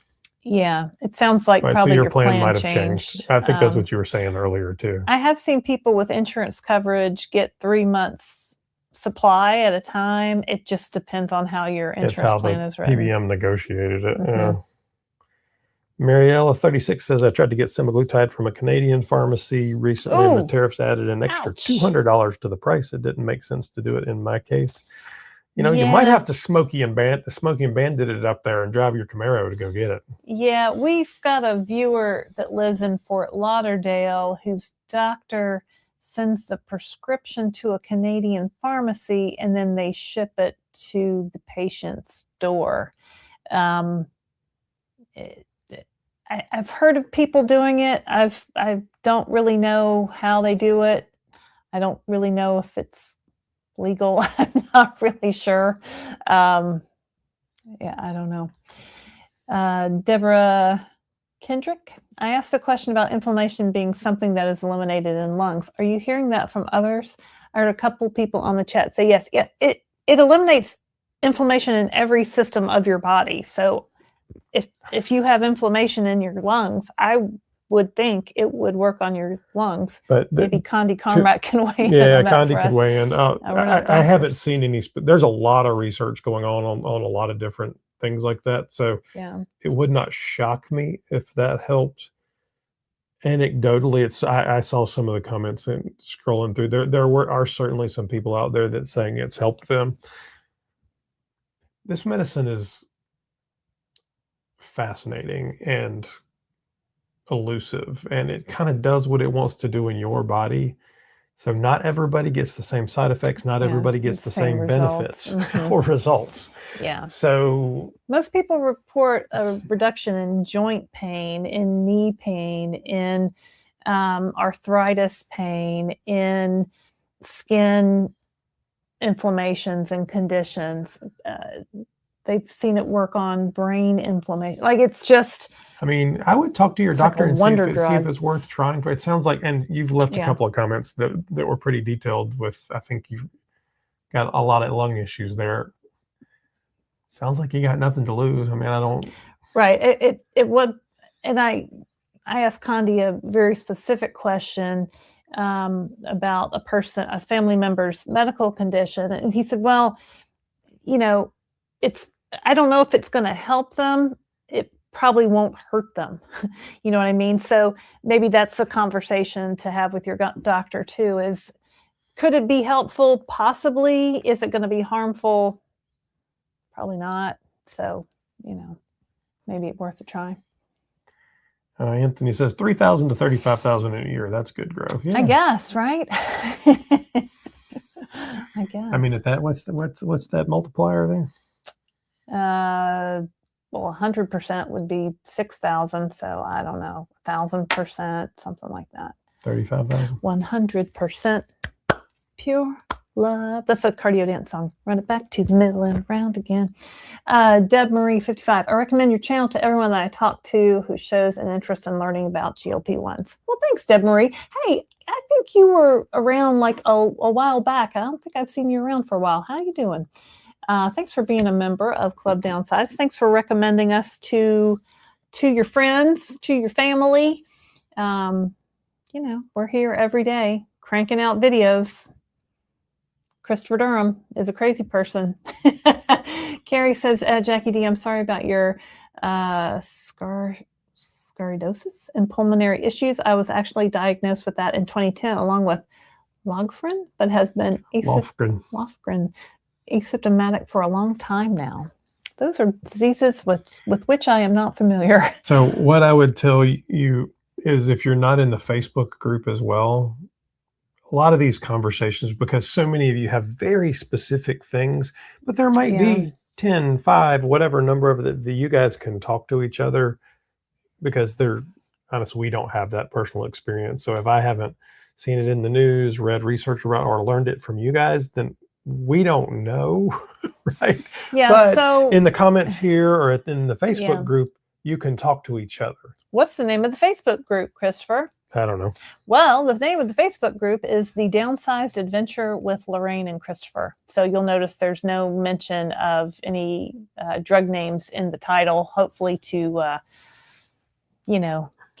keep those powers that be away. So, but yeah, you have to answer some membership questions. You have to agree to the rules. You have to have a picture. You have to have more than 5 Facebook friends. And so we want to try to keep, bots and people trying to sell things to us out of the chat. And it's really just a place to talk about side effects, and like this kind of conversation would be great for that. It's not a place to,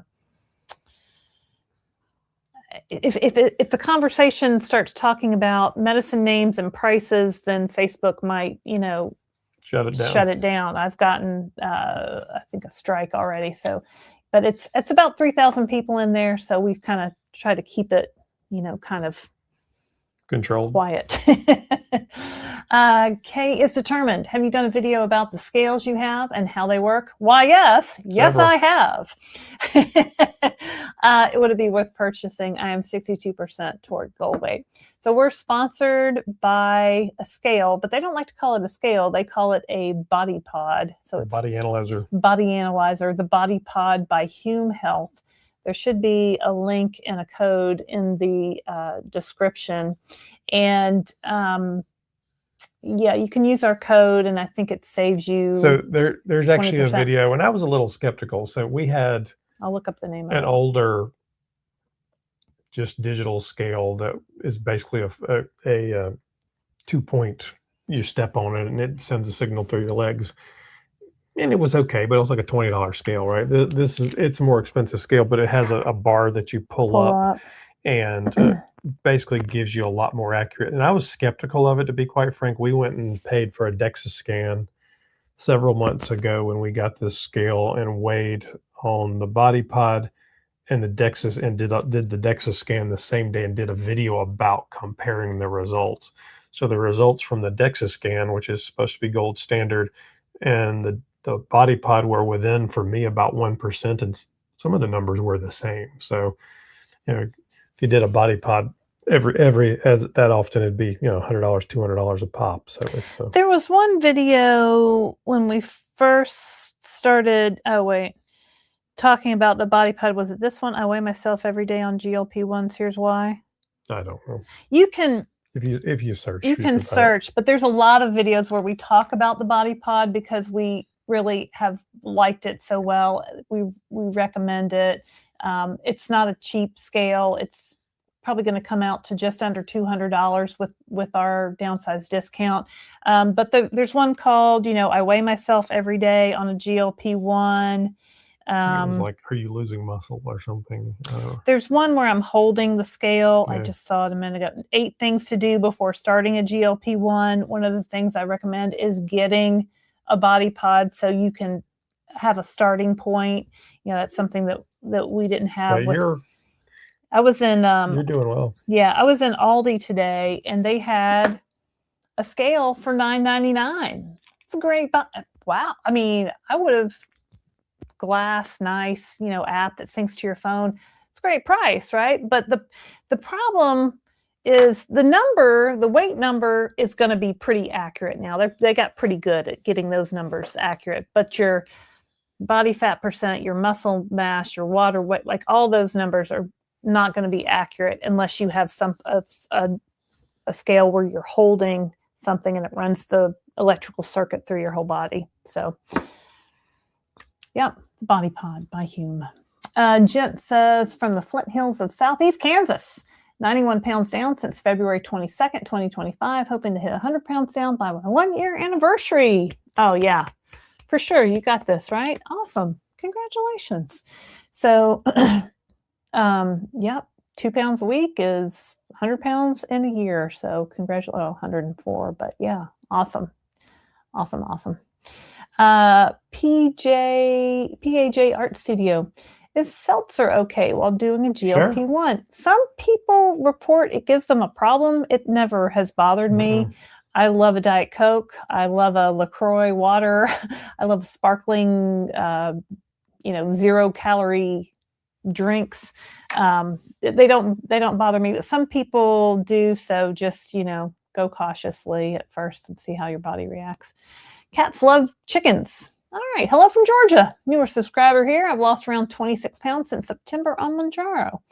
Thank you for all your helpful tips. Well, you're welcome. We love Georgia.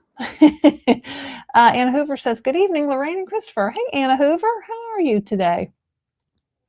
Anna Hoover watches every single video, every single live. She's there. We appreciate you. We appreciate your comments always. Creative Girl says, any advice for being told by a friend, you look great, now that's enough? When I'm in the middle of my weight loss journey, I'm down 50 pounds on Mounjaro. That passive-aggressive friend who's getting so nervous because you're going to be smaller than them and they're not going to know what to do anymore because they've always been the thin friend and you've always been the heavy friend. And suddenly things are changing and they don't know what to do. Wait, why are we, I wasn't ready to go. You go so fast sometimes and then I'm like talking and then you go, anyway. Just trying to keep you moving. I would just tell them, oh my gosh, that's so nice of you to say. Thank you so much. I've lost blood, or, and then you could go on and talk further, or you could just stop it right there. Thank you so much. That's so nice of you to say. I've had such great success with this weight loss medication. Did you know that obesity is a disease? And you could, continue. Or you could just say, or if you're feeling really, so? if you're feeling really pissy, you could go, you put on a pound of chicken? No, I would never do that. I wouldn't do that. I'm just kidding. No, people are like, oh, I didn't recognize you. I thought your husband was with another woman. Like, what the hell? Like, stop saying crap like that. Like, and I think as people who have been overweight for our whole lives, we generally like internalize those comments. We've not responded to comments about our weight or our appearance, or people make fun of us, or store clerks say, you're too fat to shop in the store, get the hell out of here. And yes, that has happened to me. So, we kind of internalize these comments and have maybe shrunk back from them. Well, I say it is time to stop doing that, right? It is time to stand up for ourselves and tell people that obesity is a disease. We are getting a prescription from our doctor for the medical treatment of obesity, or you can just say nothing at all and say, oh, yeah, thanks, well, whatever. Yeah, it's totally up to you, right? But I would really love to see more people kind of fighting back at those people who have always commented about our weight or our size, whether we wanted them to or not, right? Like, and I'm the first one, if I see a friend who's lost weight, I'm the first one to compliment them on it and ask them all about it. And maybe that's not something we should do anymore. I don't ever say anything about anybody's weight. But I've been trying to lose weight for my whole life. So anytime I saw somebody doing something, I'm like, what are you doing? Tell me how you're doing it. I want to know all about it. And that's how I found out about Mounjaro in the first place. Like, we'd heard about Ozempic, but really that's kind of what prompted. It's not, but that's the story you tell. That is what prompted it. Anyway, it's complicated, but it's, I get so mad sometimes at people with their comments. Bert says, as an FYI, there are certain weight loss sins you can live with. As an example, I am addicted to Diet Coke. And I said there were certain things I was giving up, and that was one of them. Well, yeah. Bert, what I would tell you is I drink a Diet Coke every day, not giving it up. You do you. I don't really see anything as a weight loss sin. That's kind of old school diet culture, because my goal isn't perfection. My goal is not to deprive myself or make myself feel sad, or that's all old school. The goal is to build a healthy life and build something that's sustainable. The goal is to live. It's not to diet. So one of my first jobs out of college was a manager at the Gap in the mall, back when malls were, the place to be in the 90s. And the Chick-fil-A was right across the hall. The food court was right across the hall from my Gap store. So I'd get my drink cup and I'd fill it up. I'd go back for refills all day long. I probably, that 32-ounce big cup, I'd fill it up 5 times a day, sometimes with Diet Coke. Now that's a little excessive, right? So now I've gotten my Diet Cokes down to 1 a day. We have 1 with lunch, and that's pretty much it. If we're out somewhere, the other night we went out for Mexican, and in my past life, I would have gotten a beer or gotten a glass of wine. Well, I got a Diet Coke, which was delicious, and I think he filled it up like 3 times. And I was like, this is the greatest Diet Coke ever. So, and we hear Dr. Spencer Nadolsky talks a lot about Diet Coke, and he loves Diet Coke, and he's not giving up diet soda. Right. But, if you're drinking full strength Coke, maybe switch to diet. If you're drinking a lot of Diet Coke, you could always switch to water, but that's very sad. And I try to get in my water anyway. So the end. All right. Dang it, Gray's, Walgreens. I will not learn patience. I will not learn patience, resilience, and how to, what is it? So at the end of that. I don't know. For those of you that don't know, I've had some traumatic events trying to get my family's Zepbound prescriptions filled at Walgreens. Just trauma. Where CVS was so easy, just so easy. And now I can't go to CVS anymore. Thank you, Prime Therapeutics. You apply your individual experience with an individual store and an individual pharmacy to an entire chain. Absolutely. 7,000 stores. Have you met my sister? It's probably not like that in all 7,000 stores. Probably not, but in my local store. New Chapter Nana, we love New Chapter Nana, says I log into 2 locations, laptop for chatting and TV for watching. Double the likes for Christopher, Laraine, and the Downsized. Subscribe. Well, thank you very much. Thanks, Nana. Yeah, a lot of people watch us on their big screen TV, and then, but they're like, then I can't comment. So maybe then you have to also pull it up on your phone, and then you can comment, or pull it up on your iPad or your tablet, or, you know, the more likes, the better. So thank you for that. HC Moran 72. How long does it usually take to get your script once it's been sent to the pharmacy? I just ordered my first script from Mochi on January 1st, and it's taking a while. Today is January the 7th. Okay, this is the sequence of events. You talked to the provider. You probably had a Zoom call or a telephone call. The provider writes a script. Provider sends the script to the pharmacy as you're talking or shortly after your conversation ends.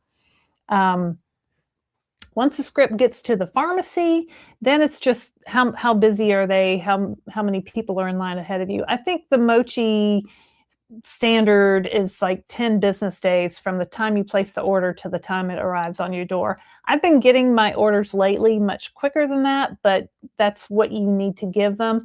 I was actually talking with a lady today that said, I'm going to miss my dose because I waited too long to place my reorder.